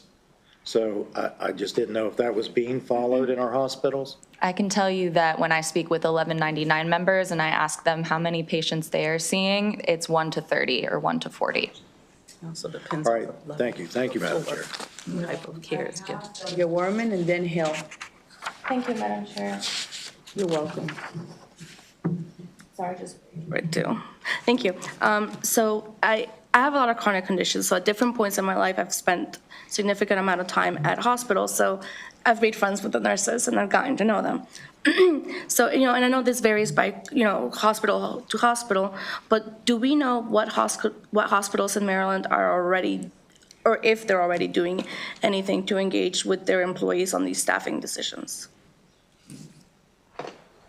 So I can't say that I have a list of all of the hospitals that have a shared governance structure or have a means of bringing folks together in that way.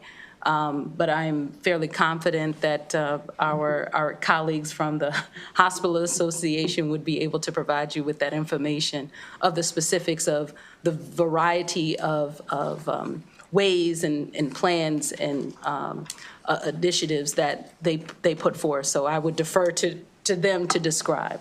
Thank you. Delegate Hill. Thank you, Madam Chair, and thank you for this bill again. So I want to make sure I understand this correctly, because I've heard about hospitals are already doing this, they already have structures, and I would assume that if that's the case, then there's nothing for them to do. They're already doing it. This is no big deal. But I also have heard them say that posting the plans, you asked about the website, but posting the plans where patients and patients' families could see it would be a safety issue. And I wasn't clear why that would be. So I guess the question is, why do you think, other than the staff seeing what the plan is and knowing whether it's being adhered to, why is it important that other people, passing through the hospital have access to that information? And why do you think it's not a safety issue? Bridget. 7 questions. It was one question. You have become very creative. Go ahead. The safety issues are already present in the hospitals. Again, at Capital Region Hospital, people were stabbed in the waiting room by someone who was irate with a knife. Someone drove their car into the emergency department. These are all results of short staffing and the frustration that comes from not being able to get the care that is needed in time. So I believe that it will actually improve safety for our workers and for our patients to have this transparency, so that way people are able to go where they're best able to get care. And I know that Dr. Palmisano has an answer to this question as well. And we don't get it. Yeah, because I didn't quite follow it. May I do have one follow-up? Thank you. So, Delegate, you mentioned that state hospitals were removed from the bill because of the high fiscal note, and I'm confused about why it costs so much to implement this. But I assume that the following panels are going to suggest that if it's so expensive for state hospitals to do it, that it's an unfair burden financially to put on them when we have this unique ratepayer, rate-setting system, and we're going into the ahead model, and they've got all these unknown costs, so why would we burden them with a cost for something like this? Can you? Well, I would say thank you again for your question. I would say, and we know that is an argument or that is raised here about the administrative burden. But I would say, though, that based on, if hospitals are, as you said, are already doing this, there are ways to restructure and to ensure that it builds on top of what they're already doing. And there are ways in which that they can bring people together in order to make sure that it is implemented when it comes to developing, reviewing, and amending these particular plans. And so while I understand that there might be thoughts that this is inequitable versus state hospitals versus our other Maryland Hospital Association hospitals, I would say that they do have the appropriate budgets and the space to be able to handle this. And so I think that there isn't any sort of, I would say that, again, when we look at the entire infrastructure of our hospitals, there is plenty of money to be found to ensure that this can be implemented. But it builds on top of what it is that they're already doing, as you said. Thank you. Thank you, Madam Chair. All right, no other questions? We are going to go on to a favorable panel. Okay. And we'll come back. And Madam Chair, I believe that there is someone might be on the Zoom. It's a favorable? I'm going to do it later. Okay. Let me do in a favorable panel just to be balanced, okay? Okay, thank you. You're welcome. May I have the Andrew Nicholas from the Hospital Association, Heidi Holdren from the University of Maryland Shore Regional Health, Christine Frost from Luminous Health. And as soon as you come up, if you can please start your testimony, and welcome to Health and Government Operations. Who would like to go first? I'll go first, Madam Chair. All right. Thank you very much, Madam welcome. Chair, Madam Vice Chair, members of the committee. Good to see you all again. My name is Andrew Nicholas, and representing the Maryland Hospital Association. Today, I'm here in respectful opposition to House Bill 905. I want to first start by thanking the sponsor of this bill for her engagement with MHA on this important issue and for coming out and visiting a member hospital over the interim. We have met with the advocates to discuss this bill, and we are committed to continuing those discussions. Maryland hospitals are committed to providing high-quality, compassionate care to every patient. We are also committed to providing safe and supportive working environments for our employees. Ensuring appropriate staffing levels is a core function of hospital operations and an essential part of patient care. Hospitals have well-established and regulated process for doing so. Maryland hospitals also recognize the importance of engaging directly with frontline staff in making staffing decisions. We refer to this as the shared governance model. And most Maryland hospitals have staffing committees that incorporate shared governance principles within them. And those that don't have formal committees do use other means of engaging and soliciting that valuable input from frontline staff. So I want to be clear, our opposition is in no way an objection to engaging with frontline staff in making these critical decisions.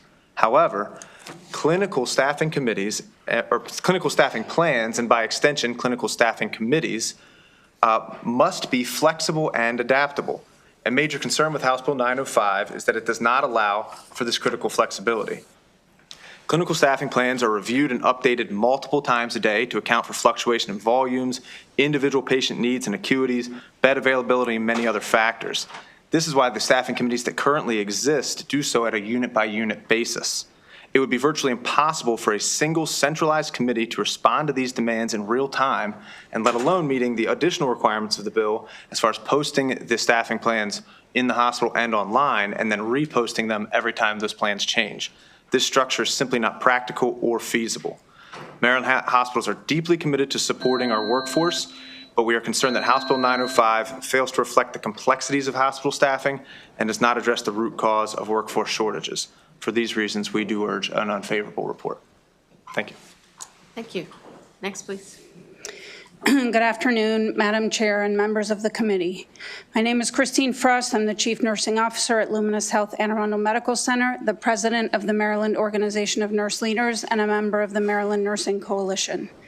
In my role as a Chief Nurse, on behalf of MONAL and the Maryland Nursing Coalition, we appreciate the opportunity to comment in opposition of House Bill 905, which we agree does not support safe staffing.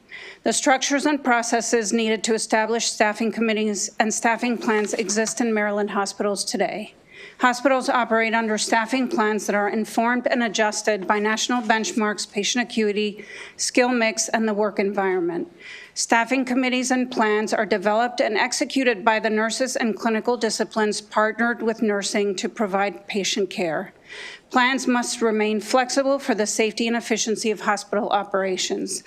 The need to flex staffing can be emergent, for example, a critical change in a patient's clinical condition, and the need to flex can also be planned, such as a new patient population or the adoption of complex technology.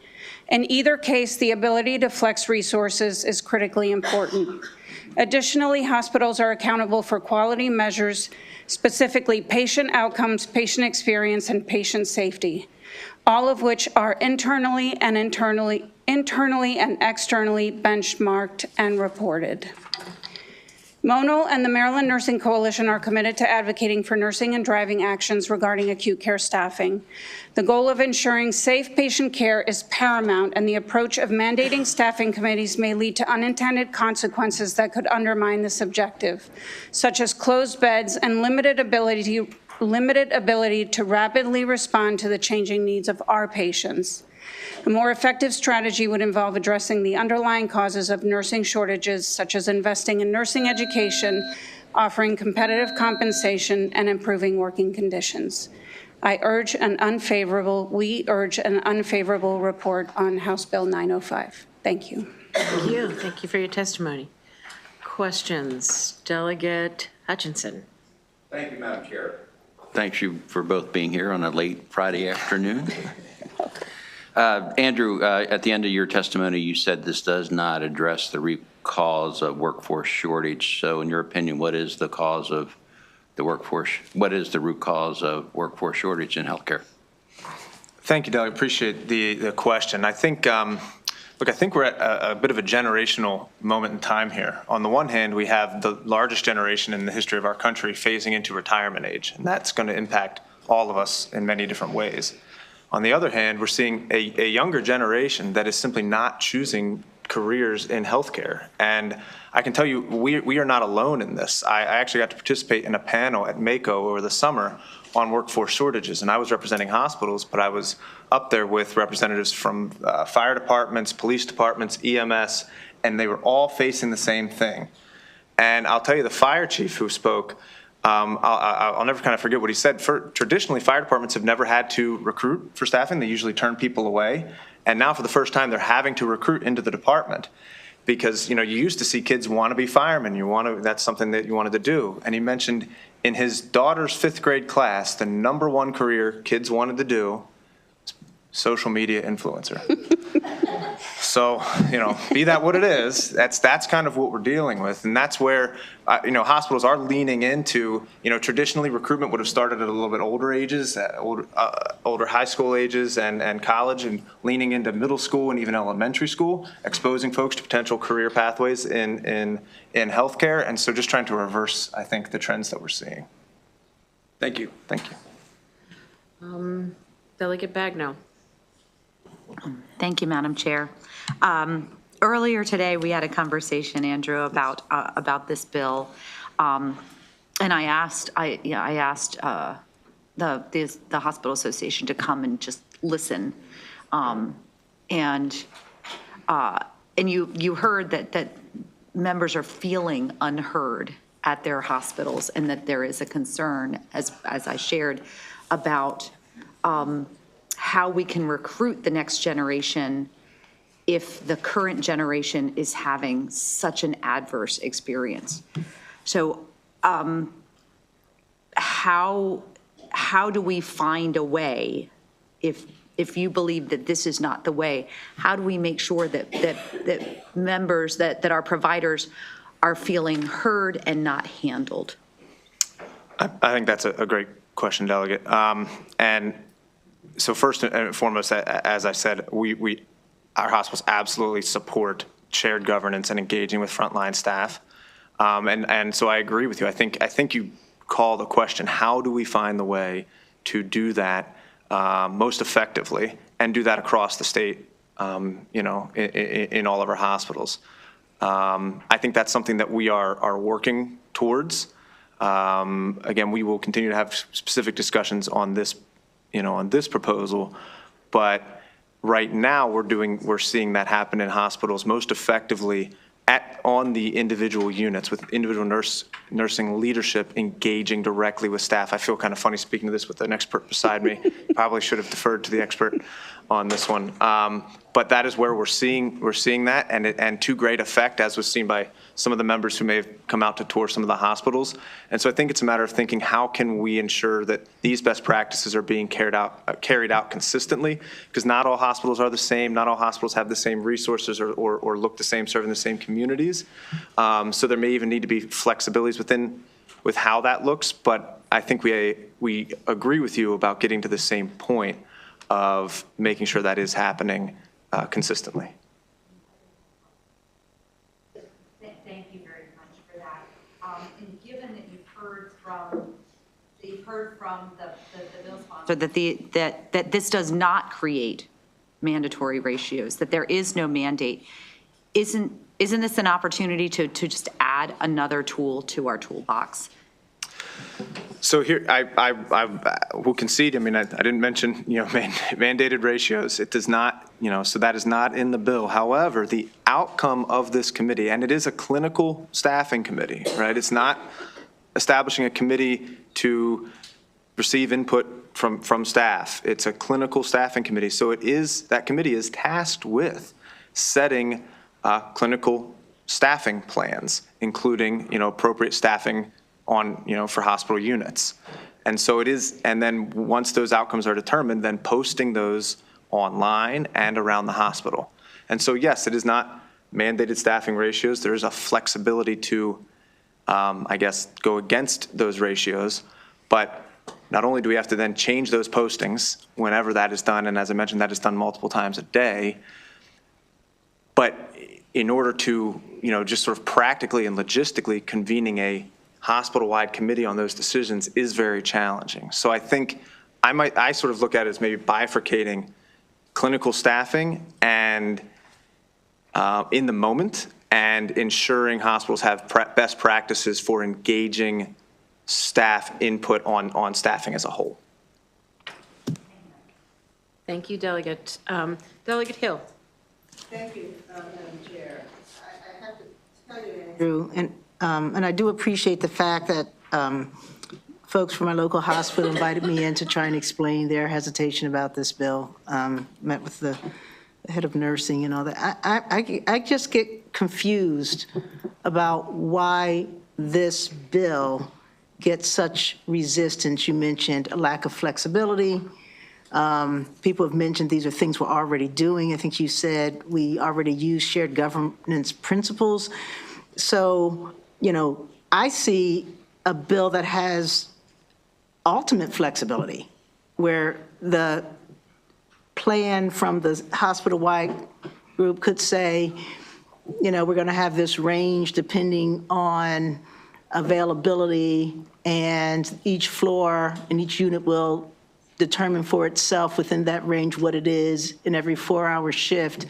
And when someone goes to lunch, you simply write, we're down to a different ratio because someone's at, I just don't, I get really confused. So, and again, I keep hearing we're already doing this. So if you're already doing it, I'm not understanding what's the problem with doing it. So can you tell me what it is that you're most, what is the fear that's gonna, if this goes to effect, it's just gonna blow up the hospitals? Because that's what it sounds like, and I just don't get it. I don't get it on a flexibility standpoint. I don't get it on, we're already doing this and it's gonna disrupt systems. So can you help me understand where the munitions are here? I can try. So on the flexibility, the bill does call for the committee to establish appropriate staffing plans by unit for the hospital.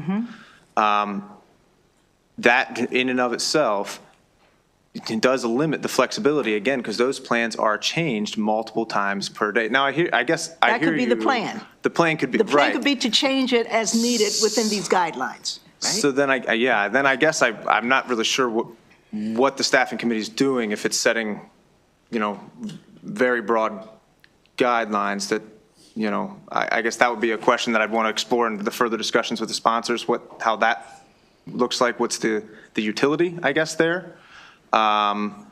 So again, to me, it comes back to sort of bifurcating the notion. If we're talking about clinical staffing, we see that as absolutely best done at the unit by unit level, again, and getting that engagement from staff in those decisions so it can be done in real time. If we're talking about seeking input from staff more globally on best practices in staffing, whether it's clinical or non-clinical, then I think that is kind of a separate conversation and would look a little bit different.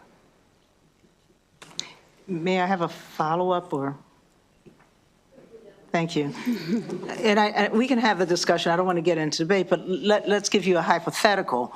When if you have a situation where staff are saying, I'm usually med-surg, I got moved down to telemetry when things got short, but I've never trained on telemetry, or I got moved from the ICU to neonatal, but I've never trained on that. Can you see where those are the kinds of things that having a global view of where people are having to be moved because we have more than enough people over here, but not enough people over here, that even though you're allowing the stuff to be done at the floor level or the unit level, that having that bigger picture, oh no, well we don't want to be doing that, so we've got to find another way to fill those people in. Let's shift some priorities. Can you see where there might be some synergy between what people are doing now and having a hospital-wide group that's looking at this that includes people at every work level? So I'm gonna, Yeah, so thanks for the question. I think a comment or a question, there was a word used in a question earlier, and it was duplicative. And I think what you described is exactly what we do every day. So if we've got too many nurses that are in one area versus the other, we may shift resources, but we do so in a way that validates their competencies. So we do not send ICU nurses to the NICU or NICU nurses to the ICU because they don't have the competencies to safely take care of those patients. So there's a very careful process to reallocate resources when needed, when we can, and we really look at that globally across the entire resource bucket. And sometimes that includes certified nursing assistants, sometimes it includes nurses, LPNs. We activate all possible levers to ensure safe staffing. And what you described is something that happens on a regular basis. It's almost a shift-by-shift activity that we're doing a global assessment of what our staffing resources are and how we best allocate them. Thank you, Madam Chair. Thank you, Delegate. Delegate Bandari. Thank you, Madam Chair. I do really appreciate meeting me and so many of us ahead of this bill hearing. If I hear correctly, and in your opposition letter, you argue that our hospital, they follow national guidelines and have unit-level staffing committees. And in the meantime, you are arguing that the mandated centralized committee will not improve existing process, and it will disrupt the hospital ability to adapt in the real time. So the committee is interested to know a little bit more in detail how that staffing committee looks like, and how do you share that best practices among with each others. Like some hospital, absolutely, I'm so proud that my district hospital, Franklin Square Hospital, is doing wonderful. Mm-hmm. So, and there are definitely issues in other hospitals. So would like to, if you could clarify, how do you share that practices would be wonderful. So I can do the sharing maybe, Ben, but if you do want to speak to the first part of the question. Can you just repeat the first part of the question, because I was focused on the second part of the question. Could you walk us through that? You'd say that our hospital, they follow national guidelines, right? And have unit-level staffing committees. So can you walk us through how does that look in a day-to-day basis? So I think it starts with staffing grid, self-scheduling, staffing unit-level committee. So these are frontline nurses that are reviewing, posting, and making the schedule available, and they are really doing that based on safe staffing ratios and skill mix. So looking at the experience of nurses for both day shift and night shift on the weekend, and making sure that everything is safely balanced from a skill mix perspective. And then those staffing schedules are also looked at the aggregate level. So we look across the entire facility to assess the staffing balance and allocate resources where we can. We share this in the state of Maryland in many, many different forums. So the Maryland Organization of Nurse Leaders is one of them, the Maryland Nursing Coalition, the CNO network. We have CNOs from across the state that meet on a monthly basis. I apologize, to share best practices. We have listservs. We have the Maryland Patient Safety Center. So there are many ways for organizations to ask questions about staffing committees and safe staffing, and to also lean into experts that are already demonstrating that in their organizations. We have many hospitals across the state of Maryland that are ANCC certified. So this is the American Nurses Credentialing Center. There are two designations, Pathways to Excellence and Magnet. And those two designations also focus on shared governance, the work environment, and staffing and safety. So in order to be ANCC certified, you have to demonstrate in a very robust way that you are indeed engaging the voice of the nurse at the bedside as it relates to staffing, as it relates to quality. And it is demonstrated either by documentation, by an interview process, and or a site visit by the ANCC. Joint Commission, I'm sure that many, if not all of you, are very familiar with that. They also come into hospitals and they ask us about staffing ratios and our staffing plans, as does CMS. So I think there are many opportunities for us to have to demonstrate that and also share within the state what we're doing and what best practices we have in our facilities. If I may, the last portion of my question, is there any blueprint developed by MHA? Do we have certain centralized system? How do we practice that? any type of the blueprint? For example, if what Franklin Square Hospital is doing, then the Union Hospital, in Baltimore City doing, like, do we have any type of the blueprint that you guys have developed? So I don't think we have a blueprint right now. What we have is through the various groups that were just mentioned, the Nursing Coalition and others, is a really good opportunity to think that through. And that's where the varying sort of differences in the hospitals come into play, so that the blueprint, any kind of blueprint like that would need to be adaptable to all hospitals. But that's an excellent point, Delegate. Thank you. Thank you, Delegate. Delegate Warman. Thank you, Chair. And thank you guys for being here. My question is, why is the current process that you say is well-regulated not working for the workers or patient outcomes? Well, I think that you will, the process that is in place now, I think it depends on kind of a case-by-case basis. You will always have adverse events. You will always have negative outcomes. However, kind of looking at the whole and understanding the realities that we are operating under a statewide and nationwide workforce shortage, what is operating right now in hospitals is best practices. Is it perfect? Absolutely not. You're not going to hear anyone come up and say there is no problem. That is not the message here. Are there opportunities for improvement? Absolutely. Of course there are.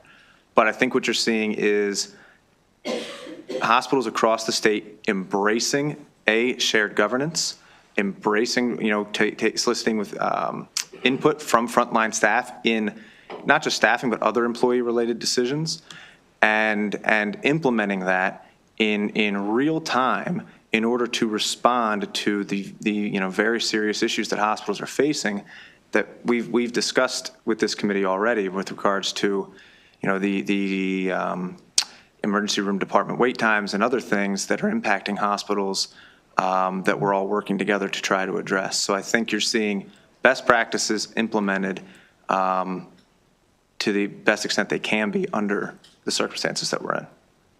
Okay, thank you. I have another quick one? Thank you. I'm new to the committee, so I'm catching up with everything that's been going on over the past year with this. But isn't it true that for over a year, the advocates have asked you guys, MHA, for suggestions on how to improve the flexibility of this, and there just hasn't been any suggestions? Well, we have met with the advocates. We have engaged, and we're engaging with our members, and we are committed to continuing those discussions. That's not an empty promise. That's real.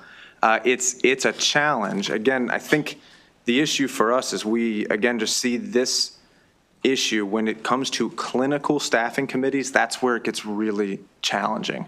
If we're talking about soliciting input from our staff members, whether they're clinical or non-clinical, on employee practices, that's probably a different discussion.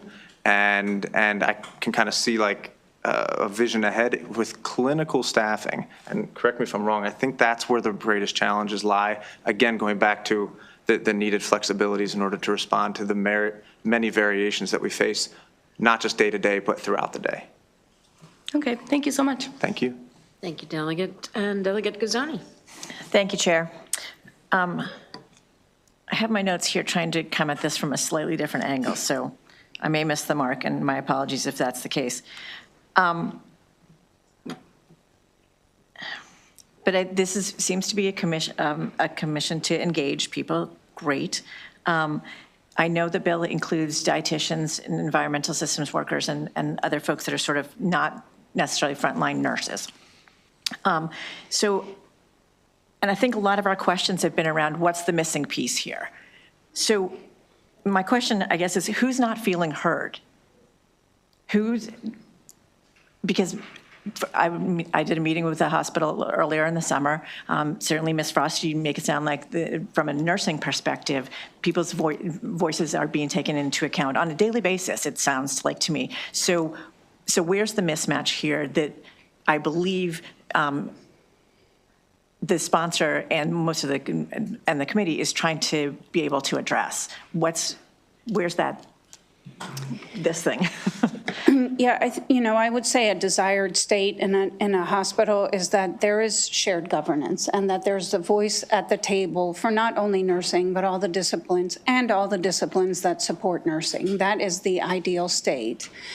And for us to believe that that is alive and well in all hospitals across the state of Maryland is probably not realistic. And I believe a comment was made earlier that if we have a sense, and it is likely not untrue, that there are organizations and groups of folks that feel unheard, how do we put the structures and processes in place so that they do feel heard, so that they have access to their leader and the chief nurse and the president and their professional organization and external organizations such as the ones that we've mentioned here recently, so that they can inform themselves and do the research and bring it back to the hospital and say, our ratios are not appropriate, and I've done the research and this is why, and I'm bringing it to a committee that's going to listen to my voice and agree to make changes. What I'm describing is the ideal state, and if we could ensure that in every hospital in the state of Maryland, I believe we would not have folks that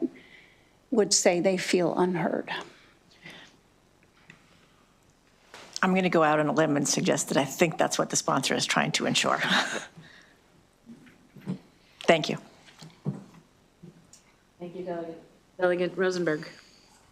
If this bill were to be enacted, or if it was, as we often do, tell people to meet and come up with a compromise, what would be the elements of such a compromise? Well, that's a tough question. I would have to engage my members, and we are engaged in that. I don't think we're there yet in knowing exactly what that looks like, but I know that the issues that we've spoken of already, where constraining the ability to flexibly, adapt staffing levels to current demands throughout the day, that must be maintained. And I think there's ways to do that. And we see them in hospitals, and some of the members have seen that, where folks have shared governance models and we're able to do that. But any structure that would restrict our ability to do that is just not going to be able to be something we agree to. But there's, so we're working on kind of if there's a blueprint or way to go. But again, the clinical staffing committee, the clinical nature of it is probably the biggest challenge. Thank you. Thanks. Delegate Riley. Thank you, Madam Chair.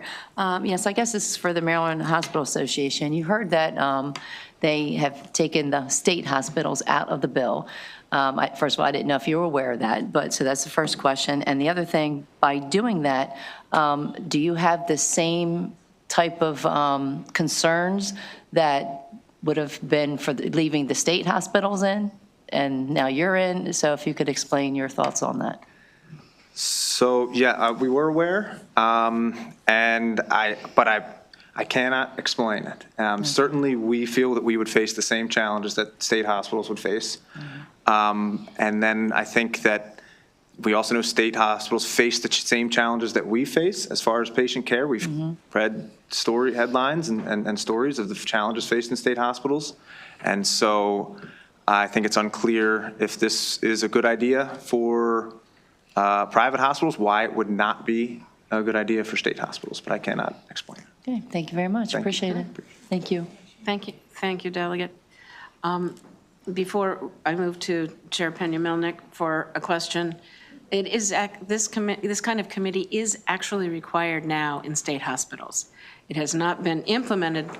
We passed the bill back in like 2014, 2015, and what I hear from SEIU is that they've never been implemented with any fidelity. But the requirement for a shared governance committee exists for all the state hospitals currently.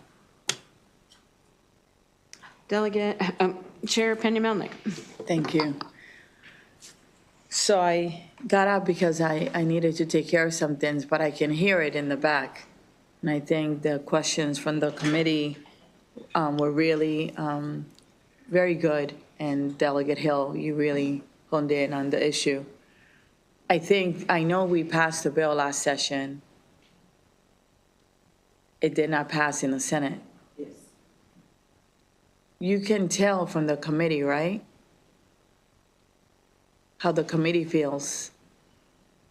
I think that this is the time to try to work it out, okay? Because we're going to pass it again.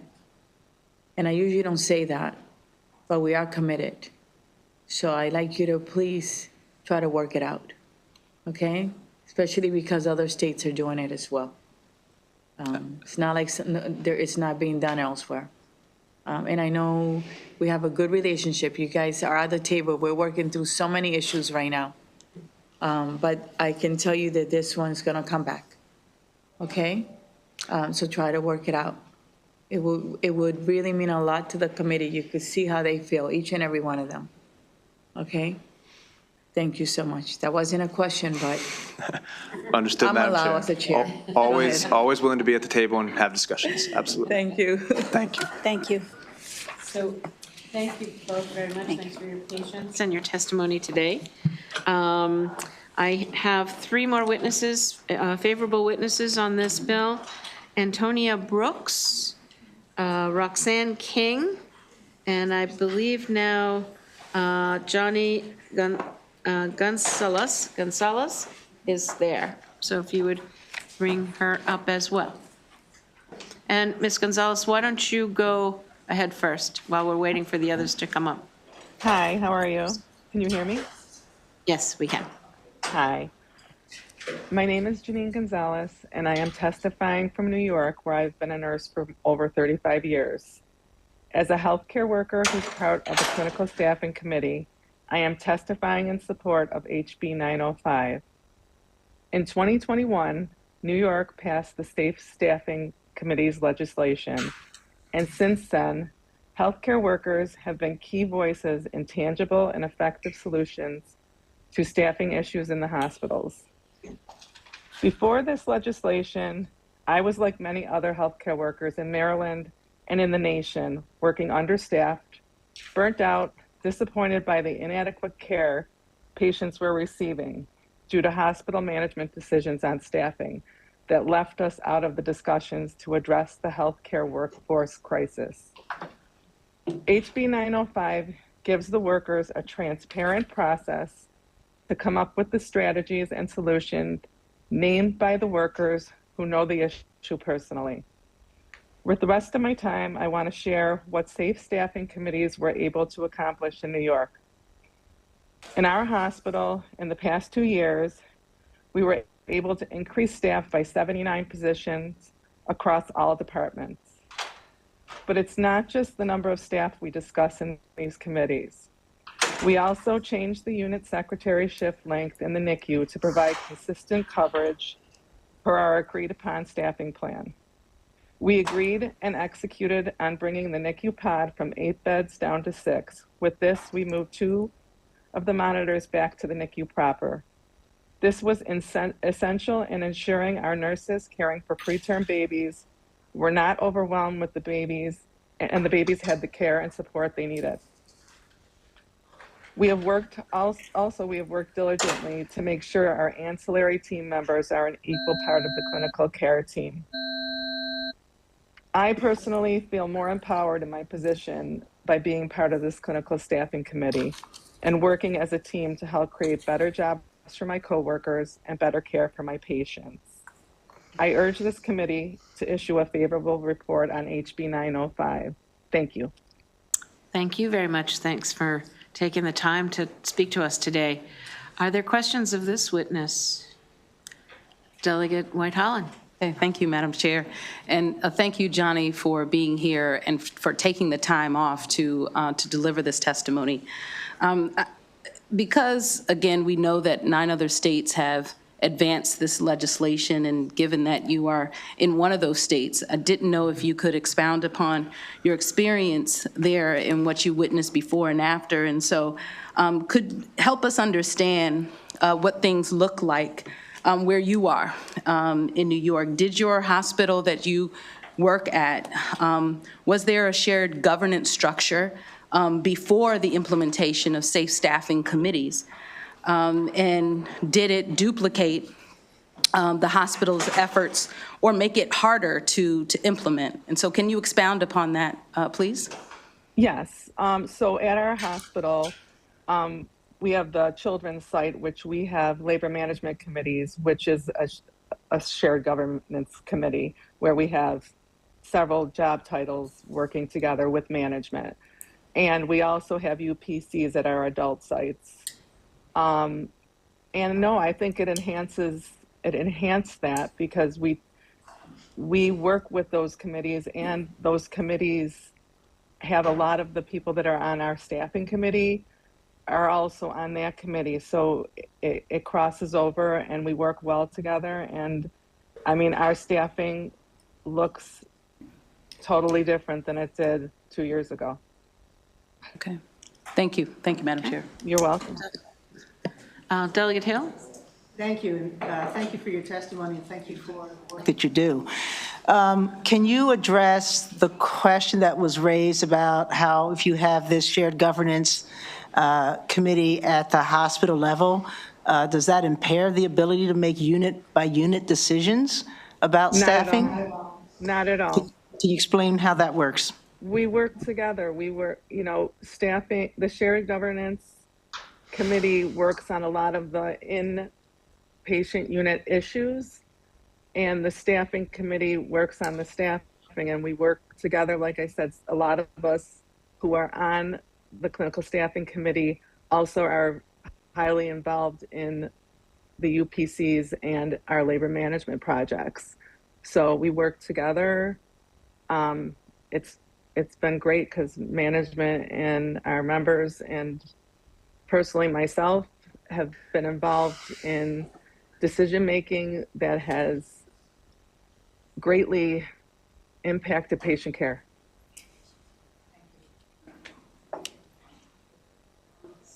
No further questions. Thank you very much, Ms. Gonzalez. And who do we have at the table? Roxanne King. Thank you, Roxanne. Go ahead. Madam Chair, Vice Chair, and members, thank you for letting me present here. I'm presenting for the AAUW Maryland. I'm a Vice President of Public Policy there, and AAUW became very interested in this a couple of years ago when we were looking at safe staff at the wait time in emergency rooms. And Maryland is still at the bottom of the list for wait time. And we have the longest wait time in the country for the 9th year in a row. And we are in the top of income per capita in the country. And so we should be able to afford enough staff in our hospitals to cover the emergency rooms better. The emergency room wait time should be around, the staff ratio should be around 1 to 4, and it's often as far like closer to 1 to 15. And I just wanted to share a story with you from our membership.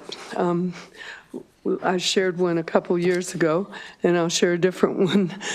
One of our new members, Susan Crawford, related to me an October 2023 incident involving her husband, Jay, who nearly cut off his finger using a table saw. And they went to Baltimore Washington Medical Center, which was the closest one to them at 3 p.m. on a Saturday. They arrived around 5 o'clock. They asked if someone would look at his finger, and they were offered more paper towels. Eventually, they were taken to a room and sat another hour. Someone came in and took some pictures. And then at around 8:30, the night doctor came in and offered to cut it off. And they were told eventually that he would have to spend the night. Well, they ended up, because they'd have to go by ambulance somewhere else to get the care they needed. Eventually, they let them drive themselves to MedStar Baltimore, where they were cared for right away. But they did not have enough staff there. So I think that we can fix this in Maryland. Thank you. Thank you very much for for your testimony, for waiting so patiently today. We really are fortunate that we could hear from you, and I'm sorry for your friend's experience. Are there any questions for this witness? Probably not. Seeing none, thank you very much. And is Antonia Brooks here? Seeing none, then that concludes the hearing on HB 905. And I'm going to turn it back to Chair Pena-Melnick. Thank you very much. If you notice that some chairs are empty, is because there is an important meeting that some of the members are actually in with the Department of Health, DHS, quite a few agencies regarding an issue that this committee is working on.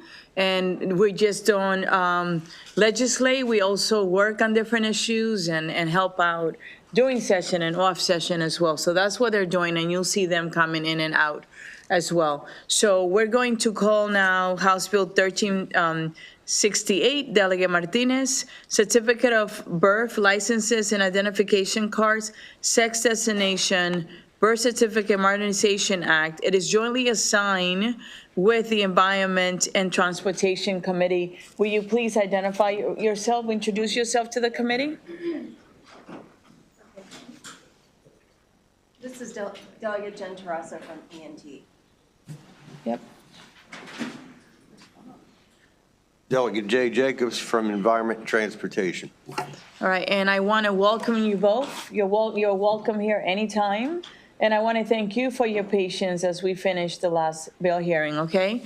And for the committee, we're almost done. Just hang in there. And those of you that have been waiting patiently as well, as my vice chair just stated. Delegate Martinez, would you like to get started, please? I would. Thank you so much. And before I get started, Cooper on my panel won't be able to stay for questions, but will give testimony. So I just wanted to let folks know if they leave, that's why. All right, thank you. Of course. So good afternoon, Madam Chair and HGO colleagues. For the record, I am Delegate Ashanti Martinez, here to present House Bill 1368, the Birth Certificate Modernization Act. This bill is about fairness, dignity, and respect. It's about ensuring that every Marylander can live as their authentic self without unnecessary barriers standing in their way. Right now, the process of updating birth certificates to reflect a person's gender identity is overly complicated and outdated. This bill aims to change that. It requires the Secretary of Health to issue a new birth certificate when an individual changes their sex designation without unnecessary medical documentation. It allows Marylanders to select X gender marker, aligning with 16 other states that have already taken this necessary action to modernize their code. States like Pennsylvania and Arkansas. This bill is about families too. When a parent legally changes their name, their child's birth certificate should reflect that change, except in cases where the change is due to marriage or divorce. This is especially important for parents who have changed their name for reasons of gender identity or personal safety. You guys probably remember my Healing Our Scars Act that I presented earlier this year. Fighting for folks that are dealing with domestic violence is something really personal for me. This bill helps them too. No family should face unnecessary legal confusion when enrolling a child in school or assessing services because of our outdated policies. House Bill 1368 is a common sense update to our laws. It ensures that identity documents are accurate and affirming. It strengthens protections for some of our most vulnerable residents and removes roadblocks that serve no practical purpose. These updates will not burden the state, but will have a profound impact on the lives of many Marylanders. This bill has widespread support from advocates, faith communities, labor groups, and legal experts, and I will name a few. We have the MoCo Pride Center, the legislative body of the Unitarian Universalist Faith. We have Trans Maryland, 1199 SEIU. We have the American Civil Liberties Union of Maryland, Maryland Volunteer Lawyer Services, PFLAG Salisbury, One Pasadena, Resolve Maryland, American Association of University Women of Maryland, the Maryland Department of Health, Maryland Legislative Agenda for Women, Social Worker Advocates for Social Change, Women's Law Center, NAACP, Maryland Youth College Division, Maryland Legislative Commission, Free State Justice, Ritchie Pharmacy, and Trans Rights Advocacy Coalition. You'll see a lot of their testimony in your floor system for support of this bill. Look, I don't have to tell you all, Maryland has been a long leader in equity and human rights because of the work that we do in this committee and in this body. Let's continue that legacy by making our state a place where everyone, no matter their gender identity, can live with dignity and be recognized for who they truly are. I urge you all to support House Bill 1368 with a favorable report. I now will turn it over to Cooper. Thank you.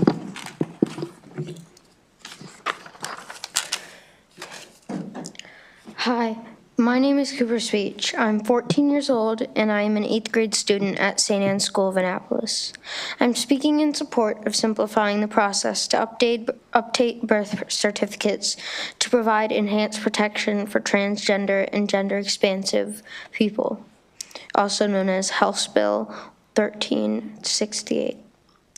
I started work with the LGBTQ community within our county and state as a part of my capstone project. I also have family members and friends who are part of the LGBTQIA+ community. I realize now more than ever the need and value of allies and advocates for the LGBTQIA+ community. Even though most adults probably think teenagers, particularly middle schoolers, are self-consumed and not concerned with what is going on in the world around them, this isn't true, at least for me. I'm seeing this new administration and political climate trying to rid the world of diversity and the negative effect it is having on this community. This House bill is giving individuals the opportunity to, in one more official way, own their gender identity on official government documents such as licenses, birth certificates, and identification cards. This is one major way we can come together to honor who these individuals feel they truly are. I feel that this is important to me and the LGBTQ community because it removes bias and allows them to own who they are. No one should be able to withhold people from owning who they are. Not only that, but it also shows the greater population that the LGBTQ community is equal to any other person regardless of gender. The LGBTQ community needs advocates and support more than ever. I hope you vote in support of House Bill 1368 and be an advocate too. Thank you for your time and consideration. I have to say, I was very impressed with your testimony. Your parents must be very proud. Thank you for being here with us, okay? Awesome. Next, please. Thank you. He's going to stay. Okay. Okay. So thank you, Chair, Vice Chair, members of the committee. I'm Charlotte Persephone Hoffman. I am here today on behalf of Trans Maryland. I wanted to start by telling the story of how this bill came about.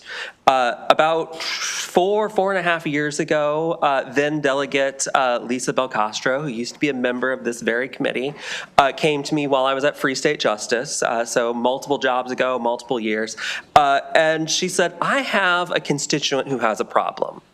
And this constituent was a trans parent who was trying to update their name on their child's birth certificate. Because when they were going to register the child for school or to get health insurance or whatever, like they had to carry a stack of documents that were like, oh, this is who I am, this is what, how I connect to the child, etc. And she's like, there has to be an easier way. And what we found out when we looked into it was that the Department of Health had no procedure for this whatsoever. And it really depended on who you happened to get when you got there. And so if you got the right person, then they would be like, oh yeah, here, we're gonna fix it for you. And if you got the wrong person, they'd say, this is impossible. And if you got the really wrong person, they'd say, we can do this, but what we're gonna do is cross out your name and write the new name above it in this way that totally outs you. So we came together, we worked on this bill, and we also brought in a couple of other common sense solutions to update the process. We worked closely with the Maryland Department of Health over the past several years. They are on board for this, and some of the language that I know was a little bit controversial in the initial version of this was actually put in by the Department of Health, not by us. So fun story there. But I am here to answer any questions you have about the bill and about how we got to it today. And yeah, I would love to have a favorable report and be able to call Lisa and say, hey, we finally got it through. Okay. Thank you for being here. All right. Thank you, Honorable Chair, Vice Chair, and committee members. I'm MPs. I use they, them pronouns. I'm also with Trans Maryland, but I'm our Director of Research and Assessment. I also study as a PhD student in counseling psychology over at the University of Maryland.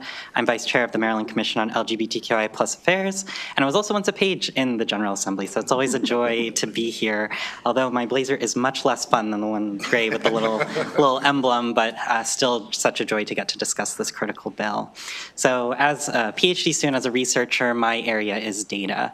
And since 2021, Trans Maryland has been working with a team of researchers supported by funding from the University System of Maryland on a statewide assessment of trans community experiences across the state. In our recent report, which focused on identity documents, we found that only 14.4% of Trans Marylanders had their correct gender on all of their documents. Individuals with lower incomes, as well as individuals with disabilities, were significantly less likely to have their gender reflected accurately on their ID documents as well. Speaking separately to the importance of X markers, respondents with X gender markers on their driving licenses or state IDs reported feeling significantly safer after changing their marker to X. Additionally, as a psychologist in training, as a young person who's chosen to go into the wonderful healthcare field and getting to do some of that initial clinical work as part of my training, I also know how stretched our healthcare system currently is. And this bill helps alleviate the unnecessary administrative burden that's faced by providers who have appointments for this type of documentation and allows us to open up those appointments for folks who really, truly need them. Accurate identity documents are critical for so many areas of our everyday lives. For me also, as a non-binary person who was born and raised and have spent my entire life in this state, birth certificates are what personally keep me from having those fully accurate documents. These simple changes will help ensure that more Trans Marylanders can access the documents that match who they truly are, with measurable impacts on safety and well-being for people like me and for communities across our state. I urge a favorable report. Thank you. Thank you. Next, please. Awesome. Good afternoon, honorable members of the House. My name is Philip Alexander Downey, he, him, and I'm the CEO of the Montgomery County Pride Family and MoCo Pride Center, Inc. I'm an advocate for human rights. I'm before you today as a strong supporter of the Birth Certificate Modernization Act, a bill that affirms the dignity and humanity of transgender, non-binary, intersex, and all gender-expansive individuals. As a Black, queer, first-generation American with Jamaican parentage, I know firsthand how systems decide whose identities are honored and whose identities are erased. Sorry. This bill, one of my fraternity brothers, a Black trans man from Maryland, should be here today. He deserves a world where his identity wasn't questioned, where his truth wasn't debated, where his very existence wasn't treated as something to justify. But we don't live in that world yet. This bill is not about politics or preferences. It is about dignity, survival, and truth. Truth that intersex people exist as commonly as those with red hair. Truth that non-binary and gender-expansive people exist in every facet of humanity since its beginnings. Truth that a mismatched ID is not just an inconvenience, it is a barrier to jobs, housing, and basic safety. Truth that when the government refuses to recognize someone for who they are, it sends a message that they do not belong. Some will say this bill disrupts tradition, but tradition is not more sacred than truth. It is not more sacred than the lives of the people who walk these streets. It's not more sacred than the lives of people who pay taxes, who raise families, and contribute to this state like everyone else. Maryland has a choice to move forward to to move forward or to cling to a past that has already harmed too many, to acknowledge the families of its people, or to uphold a system that forces them into narrow, outdated categories. I urge you to pass the Birth Certificate Modernization Act as a commitment to dignity, equality, and truth, and together we can all do better. Thank you, and thank you for sharing your stories today. We really appreciate it, okay? I'm going to open it up for questions, and we're going to first start with our guest. So are there any questions for you? Any questions at all? We're going to go now to the committee. I'm going to start with Delegate Morgan, followed by Delegate Werman, followed by Delegate Chisholm. Thank you, Madam Chair. My pleasure. Just a question. When I first, may have been in the legislature a long time, because I was actually here when we first made the change to the birth certificate bill, probably 8 years ago or something like that. And when I saw this, 10 years ago, it was 2015. It was 10 years ago. Okay. And I thought it was a bill to do away simply with the requirement of like a medical professional having to deal with that. But I look at the legislation, and inside the legislation, it also removes, it changes mother and father to the parents in the updated language. And I'm just wondering, in your opinion, if you had a family that wanted to be named as a mom and a father, shouldn't they have that right to maintain that? So I agree with you. They should, and they do. Birth certificates currently issued right now only say parent one and parent two. The days of us gendering parents is long gone. And so what I'm trying to do to preserve those traditions, because again, I think they matter, was put in a definition section to the bill, which is different from the Senate bill, that names mother, father, and birthing parent as the parent. Because if you look on page, I believe it is, one second, I think it's page 4 of the bill. It takes away the gender language and just keeps going on to the parent. And so I've been working with the bill drafters to make sure that we define the parent as mother, father, and birthing parent. You should see that on page 2. Thank you. Of course, Madam Chair. May I add something very quickly to that? No. Okay. Someone can ask you a question later, okay? Delegate Werman. Thank you so much, Madam Chair, and thank you, Delegate, for bringing this very important bill. And thank you to our young advocate. I really was very impressed with your testimony. It's great to have you here. I just want to clarify. So it sounds like the state of Maryland already has a process for people to update their birth certificates, and this bill is just streamlining that process, correct? That is correct. Okay, and then the second one, if I may, it's really quick. Why is it important for trans parents to update their names on their child's birth certificate? So whenever you're trying to establish, and I'm a great example here because I'm a trans parent. I'm not the perfect example because my child was born in New York City. So I can't come in here and say, this will help me and my kid personally. But it'll help a lot of people like me.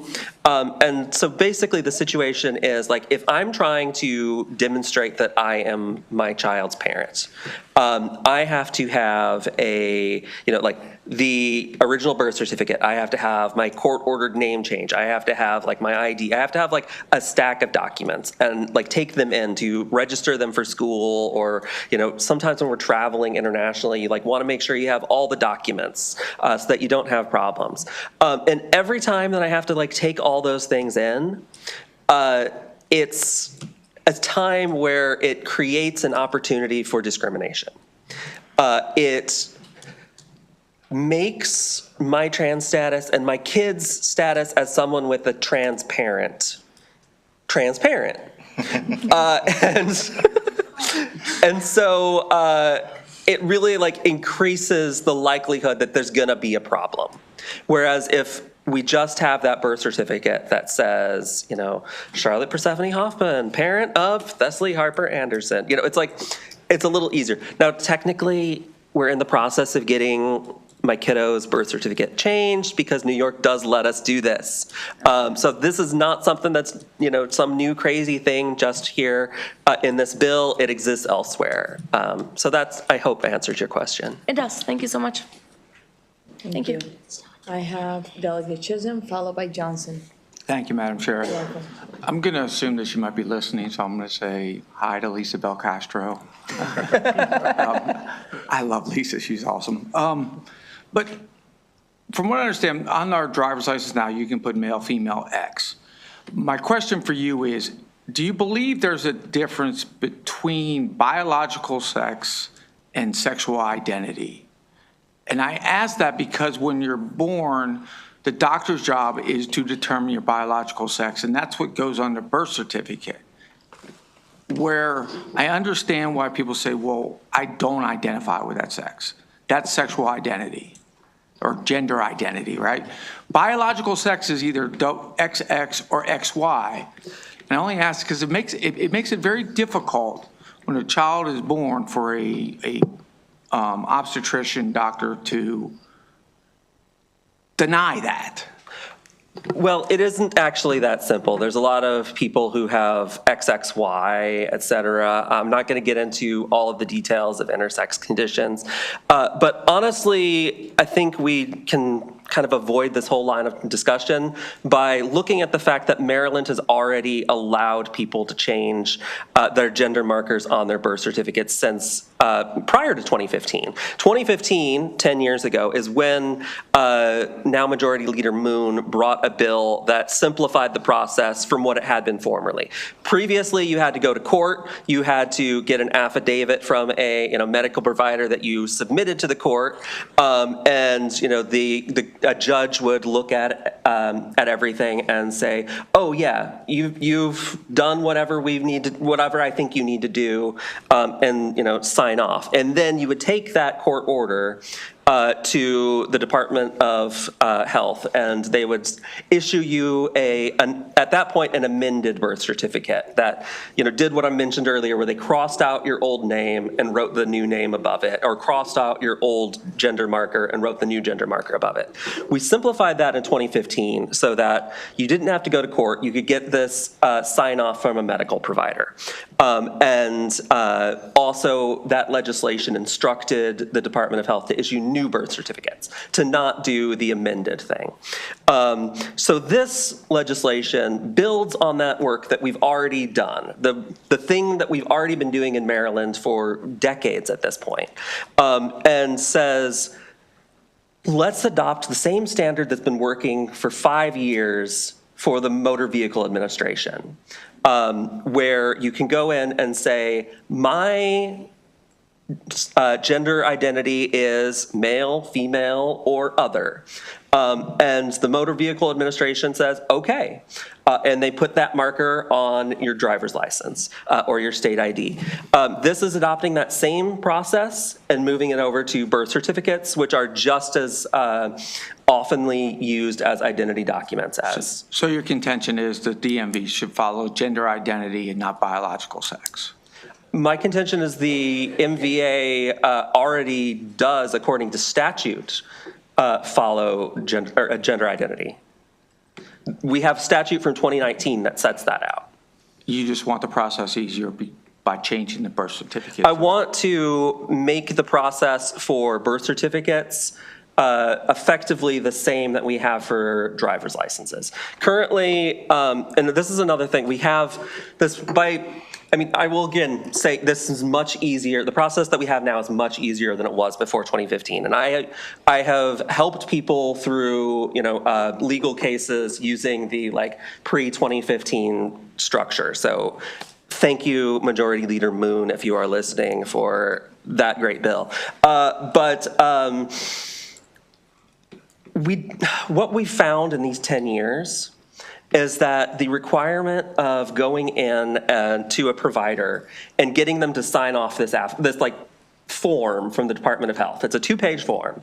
And the process of doing that is alternately so trivial that it doesn't even make sense to require it. Where you have an affirming provider who you hand it to and they're like, oh yeah, sure, of course, I'll sign this immediately. Or so burdensome as to be ridiculous. So my own situation, again, I don't have a Maryland birth certificate, so I'm going to use a very similar situation, which is with my updating my information with Social Security a few years back. My own provider, which is a federally qualified health center in Washington, D.C. that specializes in the queer community. When I needed to get them to sign a form for Social Security, they were like, oh, okay, my provider said, you have to talk to our legal department. And then the legal department had me do like an intake, and then they referred me to another person, and then they went back to my provider to have them sign the short form. It ended up probably taking altogether 10 or 20 hours of time of people in a medical facility who have better things to be doing. And at the end of the day, it wasn't just me paying for that. It was everyone on my insurance plan. And when we're talking about, people on Medicaid or ACA plans that are subsidized in part by the state, that's the state paying for someone going through unnecessary rigmarole to get a form signed by a doctor that ultimately just recognizes something that the person already knows about themselves. If your bill is to get less lawyers, I'm in, but. This will get less lawyers involved. Thank you, Madam Chair. You're welcome. Delegate Johnson. Thank you, Madam Chair. Is there any limitation on how many times you can get a birth certificate changed? There is not, but there's not under current law. All right, thank you. Thank you, Madam Chair. Welcome, Delegate Hill. Thank you. Ms. Hoffman, I just want to be clear. This bill is about children whose parents are not the parents they were. I mean, it's the same biological parent. The parent has changed, the birth certificate should reflect it. So if I thought my daddy was my daddy and then a DNA test later said, no, this is my daddy, then I can go back, or they can go back and say, he claims me, he wants to be listed as my father on the birth certificate. In this case, we're saying that the parent, who has been the parent all the child's life, has had a change of gender, has had a change of name, but for that child, that is still the parent, and the name on the birth certificate should reflect who their parent is. Exactly. Okay, so it's not about the parent, it's about the child having guardians, parents, people who can speak for them, sign medical documents, sign legal documents without there being a whole lot of mess about, well, wait a minute, that's not your daddy. Who is that? Well, it's my mom, but that's a guy. You don't have to go through all that. Exactly. Right? And Thank you. the amendment section, I mean, the section in the code is long because it includes things about recognizing parentage in a situation where a father wasn't listed on the birth certificate, or things involving adoption, et cetera, that are by and large not being amended by this particular bill. There were a few sections where the Department of Health said, oh, while you're doing this, we want to, tweak some of the language here, there, et cetera. And so it allows the rest of the world to not be in people's personal business. Yes. All I need to know is, are you the parent? I don't need to know the history of how you were the parent. I don't need to know whether you were married at the time. I don't need to know any of that. I just to know, are you the parent? Do you have legal standing for this child? And this allows that to happen for this group in a way that it hasn't before. It allows us to do it without calling in Maury Povich. Thank you. Kaiser. Thank you, Madam Chair. I heard Delegate Hill asking a question that I didn't much like the context of the question, because it seemed to be suggesting that only biological parents were parents. So I don't really have a question for you, CP, but I probably am supposed to. So isn't that so? Thank you. That is so, and the It's okay. broader section does include stuff about it. It's okay. It's okay. So, and I know, it's very clear that it has to do just with a parent. Okay? This is not about changing the child's. No. Okay? It is the parents. Any other questions? All right. Seeing none, thank you very much. I appreciate it. So we have next Rebecca Douglas, Lee Blinder, Noah Offenbacher, Oh, actually, before that, do not come. Hold on a second. Let me do an unfavorable, just to be balanced, okay? I have one unfavorable, Jeffrey Trimbath. Will you be so kind and come up, please?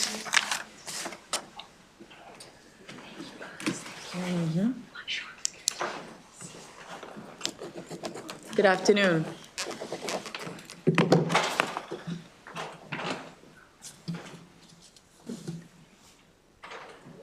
Good afternoon, Chairwoman Pena-Melnick and members of the committee. My name is Jeff Trimbath, and I'm the president of the Maryland Family Institute. And I'm here to testify against HB 1368, which proposes changes to birth certificates allowing individuals to designate their sex, not their gender, but their sex, as unspecified or another. This bill promotes an ideology that contradicts biological science, could harm the treatment of medical emergencies. Birth certificates are not personal statements of identity. They record objective facts, including an individual's sex, which we know begins developing in the womb and is an unchangeable aspect of personhood. One's gender may be mutable, but one's sex is not. Redefining sex with a subjective psychological option like unspecified or another will create confusion, possibly in medical emergencies where sex-specific treatment is required. Many Maryland families are concerned about the rise of policies that promote radical gender ideology, especially when they conflict with clear biological reality. Governments across the world, in Western Europe specifically, are abandoning these radical policies after seeing the harm that they cause, especially to our young people. Maryland should learn from this and avoid making the same mistakes, which I believe this bill does. So I urge the committee to reject this measure and instead pursue policies that respect biological reality and immutable sex characteristics. Thank you. Thank you. I'm going to open it up for questions. Are there any questions for this witness? Delegate Kaiser. Thank you, Madam Chair. Sir, I heard you mention that that having this on the birth certificate would confuse things in hospitals, and I was just curious, to your knowledge, how many people bring birth certificates to hospital appointments? I don't know how many people bring birth certificates to hospital appointments. If you ever find one, please let me know. Yeah, Thank you. Sure. Yeah. Delegate Morgan. Madam Chair. Mr. Trimbath, birth certificates, my understanding is they're not like a living document. They're basically a snapshot in time. It's a snapshot of reality. Could you maybe elaborate on some of the problems that could occur by changing this? I think the fundamental problem is one of ontology. Who are we as human beings? And how is that connected to who we are as embodied souls? The fact of the matter is we are biologically XX, XY. I know there was previous reference to intersex condition. That's an incredibly small number of these conditions. But by and large, it has to do with gamete production, whether you produce large gamete or small gametes. This is the definition. So I think that's the biggest problem. Obviously, there are medical issues with this. Different males and females respond differently to medical treatments. And so there is confusion that could happen here. Welcome. Any other questions? Vice Chair Collison. Well, thank you, Madam Chair. So let's go to that snapshot, that moment in time. So when a person's child is born, at that point, that person is presenting as a male. And at some point, that person is experiencing gender dysphoria, which is medically recognized, and goes through the process of transitioning to the gender with which they identify. So now we have a different moment in time, but we have a very different appearing person. And so how does that person reconcile their child's birth certificate, which identifies them as someone else, without this law? I think the biggest issue with the scenario you presented is the fact that you're talking about gender. and that word appears nowhere in this bill. This is not about gender or gender identity. It's about sex. The word sex appears in this bill. And so if this bill's intent was to correct the issue that you just laid out for us, it would address the issue head on. It doesn't. But the gender dysphoria ends up in the reflection of the person in another sex. Gender dysphoria is different than biological sex. Two different things. But you still have a very confusing situation when it's the same person, but it does not identify in the same way. Again, that's different than a biological sex. One's subjective understanding of oneself is different than one's biological sex. Okay. We're going to agree to disagree, That's fine. sir. Thank you. That's great. Okay, I don't see any other, oh, Delegate Chisholm. Thank you, Madam Chair. Do you know of anybody on the face of this earth or throughout history that's had the same DNA as anybody else? No. Well, yeah. They have different DNA. Really?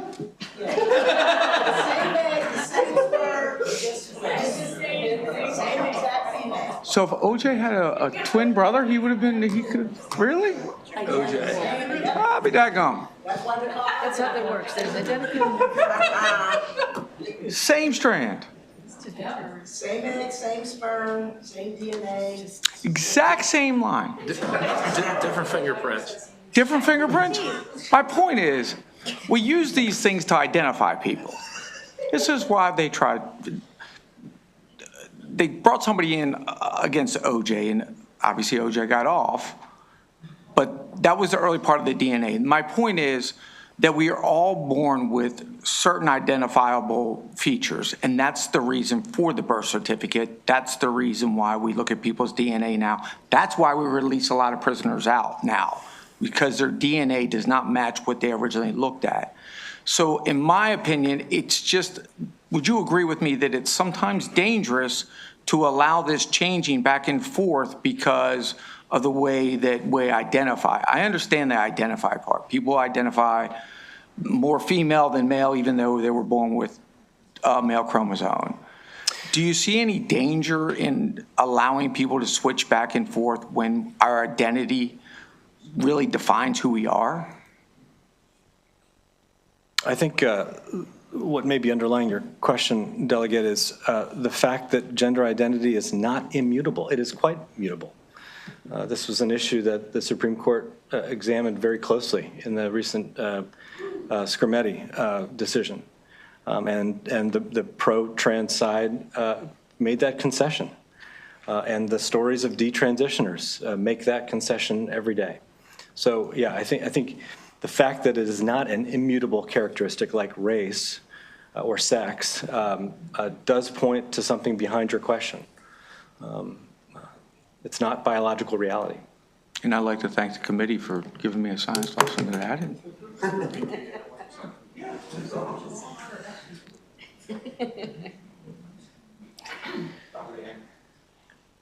Actually, just to correct the record, it says identical twins share the same DNA when they split. So in effect, though identical twins don't have identical DNA, they're genetically similar, but some do have identical, some do not.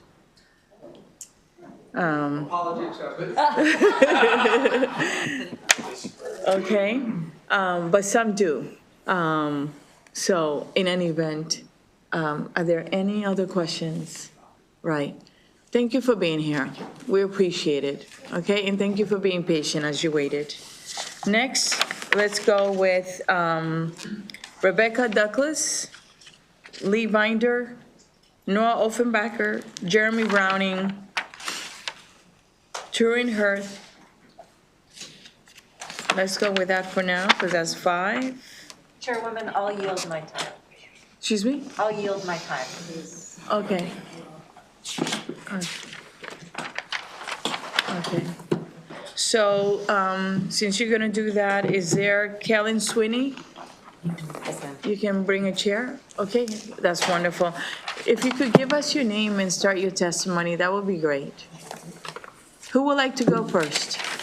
How about the person in the middle? Hello, my name is Rebecca Duclos. I am a licensed clinical social worker with 20 years of experience providing psychotherapy and casework services to Marylanders, many of whom are members of the LGBTQIA+ community. I don't know if this is true, but I may well be the only person in this room who is licensed in Maryland to diagnose gender dysphoria. So if anybody has any questions about that, I'm more than happy to answer. The U.S. has not yet made adequate progress toward recognizing and respecting the legitimacy and rights of transgender citizens. In Maryland, transgender citizens have found some relative safety, thank goodness. However, this is currently under tremendous threat on the federal level as the current administration attempts to force our nation to accept that our transgender family members, friends, coworkers, and leaders either do not exist or are psychologically unwell and a threat to our society. As a licensed mental health clinician, I can attest to the fact that being transgender is not pathological or a sign of mental illness, but rather is an experience of disconnection between the body into which one was born and one's experience and understanding of oneself as a human being. This disconnect is a psychologically and emotionally painful experience, but it is one that is eased when it is safe to present oneself to society as who one is. To walk into the world as a trans person can be emotionally, psychologically, and physically dangerous, and it requires bravery and resilience to continue to do so despite that danger. While the Maryland legislature cannot force all Marylanders to treat trans Marylanders with respect, dignity, and humanity, it can take steps to ensure that the state itself does not engage in that discrimination. HB 1368 is an important step in this process since it will lessen the likelihood that trans Marylanders will face ridicule, denial of service, or threats to physical safety in the community when required to present legal documents. Please respect and protect our fellow trans Marylanders by passing this bill. Thank you. Thank you. He did give you his time. Were you done? Okay. Okay. Go ahead. Honorable members of the committee, I'd like to express my strong support for HB 1368, Birth Certificate Modernization Act. My name is Taryn Harth. I'm a transgender resident of Maryland. I've lived and worked in the state for over 10 years. And as a transgender person, I'm acutely aware of the challenges involved with ensuring that all of my identity documents accurately reflect my true self, as you've already heard from some of the other testimony. I am deeply appreciative of this legislature's past efforts to make this process as straightforward and simple as possible for all Marylanders.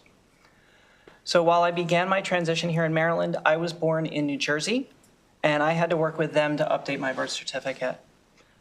Fortunately, New Jersey had enacted similar legislation back in 2018. Allowing me to make the change to my gender marker on self-attestation, and then as well with my documents for my name change. It was a tremendous relief for me as it meant that I could update all of this very easily. And having this valid birth certificate makes it much easier to update other information that I have that needs to be updated, including getting my benefits and health insurance updated. For a while there, I had to deal with the wrong name there. So just to summarize, the relief and security that I feel in being able to update this information without those additional obstacles that others are dealing with is something I believe that all the people of Maryland deserve. I'm grateful for the progress that my home state, New Jersey, has made, and I'm confident that Maryland is taking an important next step by advancing this bill. And I'd like to commend the Maryland General Assembly for its continued efforts to make the state an inclusive and safe space for individuals of all identities and gender expression. Thank you. Thank you. Next, please. Good afternoon, Chair, Vice Chair, and members of the committee. My name is Jeremy Browning. I use he, him pronouns, and I'm the director of the Maryland Commission on LGBTQIA+ affairs. The commission was created by the 2021 Maryland General Assembly to assess challenges facing LGBTQI+ communities and to establish recommendations and best practices for inclusion. The Birth Certificate Modernization Act is a top priority for the commission and represents a crucial step toward ensuring dignity, equity, and inclusion for transgender, non-binary, and intersex individuals and families in Maryland. You have our written testimony, so I just want to highlight a few things. This bill removes longstanding barriers by streamlining processes for amending sex designations on birth certificates. It removes medically unnecessary and burdensome requirements such as proof of surgery or other medical interventions that many individuals cannot access or do not want. Additionally, this documentation is time intensive for providers with an already overburdened health system. In addition, this bill is a top priority. In addition to this being a top priority bill for the Commission, it also has broad support from local and national advocacy groups. The NVA has reviewed the bill and has no concerns. The Maryland Department of Health is in support of this bill, and I'm proud to say that the governor is in support of this bill. Beyond the broad support and the procedural benefits, this legislation sends a powerful message to LGBTQI+ Marylanders, particularly parents and youth, that their identities are valid and that they belong in this state. Passage of this bill is especially important given the targeted federal attacks on our transgender communities. The mental health and well-being of LGBTQI+ individuals are directly impacted by the degree to which they feel seen, respected, and supported. So for those reasons, we urge a favorable report on House Bill 1368. Thank you. Thank you. Go ahead. Good afternoon, and thank you, Madam Chair and members of the committee. My name is Noah Offenbacher, and I'm here representing Social Work Advocates for Social Change, a coalition of master's students at the University of Maryland School of Social Work. House Bill 1368 is a critical bill that will promote the safety and dignity of trans people across Maryland. Having inaccurate or mismatched identity documents can create dangerous situations where trans people may have no other option but to disclose their trans identity, putting them at risk. Considering the current political climate, this bill is a crucial opportunity for the state of Maryland to stand up for the dignity of trans people by making it easier for them and their families to have birth certificates that accurately document who they are, something that is a given for the majority of Marylanders.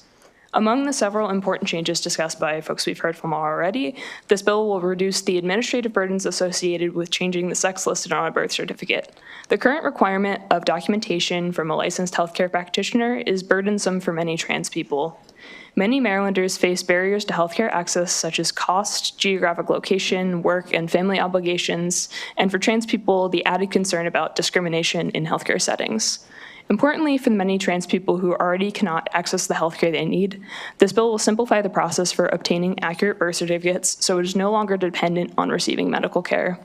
Additionally, as a social work student ultimately working toward clinical licensure, I see the widespread need for healthcare services for all Marylanders. Removing this requirement will eliminate an unnecessary demand on clinicians' time, allowing them to focus more on direct patient care. For these reasons, Social Work Advocates for Social Change urges a favorable report for House Bill 1368. Thank you. Okay, thank you. Wow, they gave you, the 2 minutes and no one's using it. That's wonderful. Go ahead. Go ahead. I'll use it. You don't have to. Honorable Chair Pena Melnick, members of the committee, my name is Kellen Sweeney. I live in Baltimore in the 41st District with my husband and my 4-year-old child. I work in health policy for the federal government, for now anyway, when I'm not busy with my favorite job, which is being Tegan's mama. I think that folks have adequately explained the challenges that come when the parent's name on a birth certificate does not match the rest of their identification documents. So I will just confirm that school administrators do not care what happened in the hospital. They do not care what name was recorded at the time of birth. They are just trying to match my child's birth certificate to my identification documents, and it is frustrating, and there's lots of embarrassing and invasive conversations that come along with having my name not match. And I've heard a lot of talk about respect for mothers, and as a mother, I am asking you to respect and to codify my right to have my name on the birth certificate of the child that I carried for 9 months. The other thing that I've heard come up today is around changing the child's name or the child's gender marker. And I want to talk a little about my personal experience, because that applies to me as well. I did not update my birth certificate for a long time because I felt it was part of my history, that I'm not ashamed to be transgender. I'm not ashamed that I changed it. But I realize that I'm going to run into administrative troubles because it isn't just a historical record. It's something that I need to use today to prove my identity, and it just becomes really complicated when that document doesn't match the rest of my identification documents. And so I do keep my original birth certificate because it is a part of my history. But it was important to me for administrative reasons to have my birth certificate updated and be accurate so that I'm not subject to unnecessary hassles. I even sat down with my mom and she helped me pick my new name. So, I mean, this isn't, it's not trying to trick anyone. The other thing that came up, I think, that I want to address was the medical issues, like sex-specific. Don't worry, you could take, Thank you. they gave you 2 minutes. Okay. So I'll tell you, my doctor first hasn't asked for my birth certificate, but even if they did, they don't need it to see and respect who I am and how I move through the world, but also understand what parts I have inside of me. And I think if you're in a situation where your doctor doesn't understand what parts you have, you probably need a different doctor. It's just not a source of confusion in any medical setting that I've been in. And I welcome any questions on that because I'm happy to talk about my experience in that and be very open and not defensive about it if you come in from a place of curiosity. Thank you for sharing your experience. We really respect it and appreciate it. And all of you, thank you for lending your voice. I'm going to open it up for questions now. I don't see any. Thank you so much for being here, okay? I appreciate it. May I please have, is it Turain? Dorian Rogers? John Bryan? And will you be so kind, bring up Penelope Sung? That'll be great. And just come up, everyone, have a seat. Unfortunately, Penelope could not make it. Who cannot? Apologies. Penelope? Penelope. And how about John Bryan? Yes. And who's Dorian Rogers? And how about, is it Turain? You just had me. Taryn. Oh, they just, okay. All right. Anyone else that has not been called, that signed up? Okay. All right. Good afternoon, and thank you for being so patient, as you are our last witnesses, and we're so grateful, okay? Honorable Chair, Vice Chair, members of the committee, fellow Marylanders, greetings. My name is Dorian Rogers, pronouns he, him, his, and I'm the state president of the NAACP Maryland State Conference Youth and College Division. We have over 15 units, not just spanning from collegiate, but our youth councils, high school, junior members, and as my Apple Watch said, it's time to stand. And so Marylanders, it's time to stand once again to reaffirm the importance of uplifting our fellow Marylanders. This bill has already been noted to be streamlined, making sure that we're providing access not just for dignity, respect, most importantly, fairness and equality for all. And as the NAACP, please refer to our Constitution, because our Constitution and our preamble highlights the importance of uplifting our democracy, not just in Maryland, but quite frankly in our nation, so then that way for all peoples, we're ensuring that we're recognizing all peoples across our state. And, we all know what's going on in Capitol Hill, whether we agree or we don't, but democracy is something that we each value, and that's something that we cannot ignore. And so it's our duty and it's our responsibility to uplift our fellow neighbors, to be our neighbor's keeper, but to ensure that our government right here in Maryland is continuing to set the example. I have, quite frankly, the honor and privilege of uplifting my state everywhere I go, because Maryland doesn't do things to be trendy. We do things because we are trendsetters. And there have been a number of other states who have done the same thing. And so let's continue to do what we do. I'm going to spare the 1 minute and 23 seconds just to say that on this day, Congressman John Lewis's birthday, and he tells us the importance, of course, to get in good trouble, necessary trouble, to redeem the soul of this nation. And as Marylanders, like I said, we set the example, and so let's make this bill count, and not only passing it, getting it signed into law, but ensuring that we're keeping track so we can ensure other states can follow behind the great work that we do right here in Maryland. So, thank you. Thank you. Next, please. Well, I didn't expect to be last. Oh, there's another person. Was the person still there? He what? Okay, go ahead. Okay. Good afternoon, everyone. My name is Joan Bryan. I live in Baltimore County, and I'm testifying on behalf of HB 1368. I am the proud grandmother of a trans young man. Things were different back when he wanted to change his name and gender designation. I'm 81 now, and I don't remember everything, but I wanted to paint a picture for you of what it was like. I remember there was lots of standing in line and lots of backtracking. To begin the process, we needed a true copy of my grandson's birth certificate from an office in Baltimore City. Take a number, have a seat, and wait. We took the birth certificate to the county courthouse in Towson, where we learned that we needed my grandson's therapist evaluation of his mental stability. The therapist was not near us. Backtrack. The therapist evaluation was not enough. We needed his medical provider's agreement. His medical provider was in Baltimore City. Backtrack. When we provided that, we learned the provider's supervisor had to agree. The supervisor was in Baltimore. Backtrack. We got the signed order to change my grandson's name and gender designation. That order had to be taken back to the birth certificate office in Baltimore City. Backtrack. Finally, to add insult to backtrack, we learned we had to find out how to keep his name and gender change from publication in the Towson Times.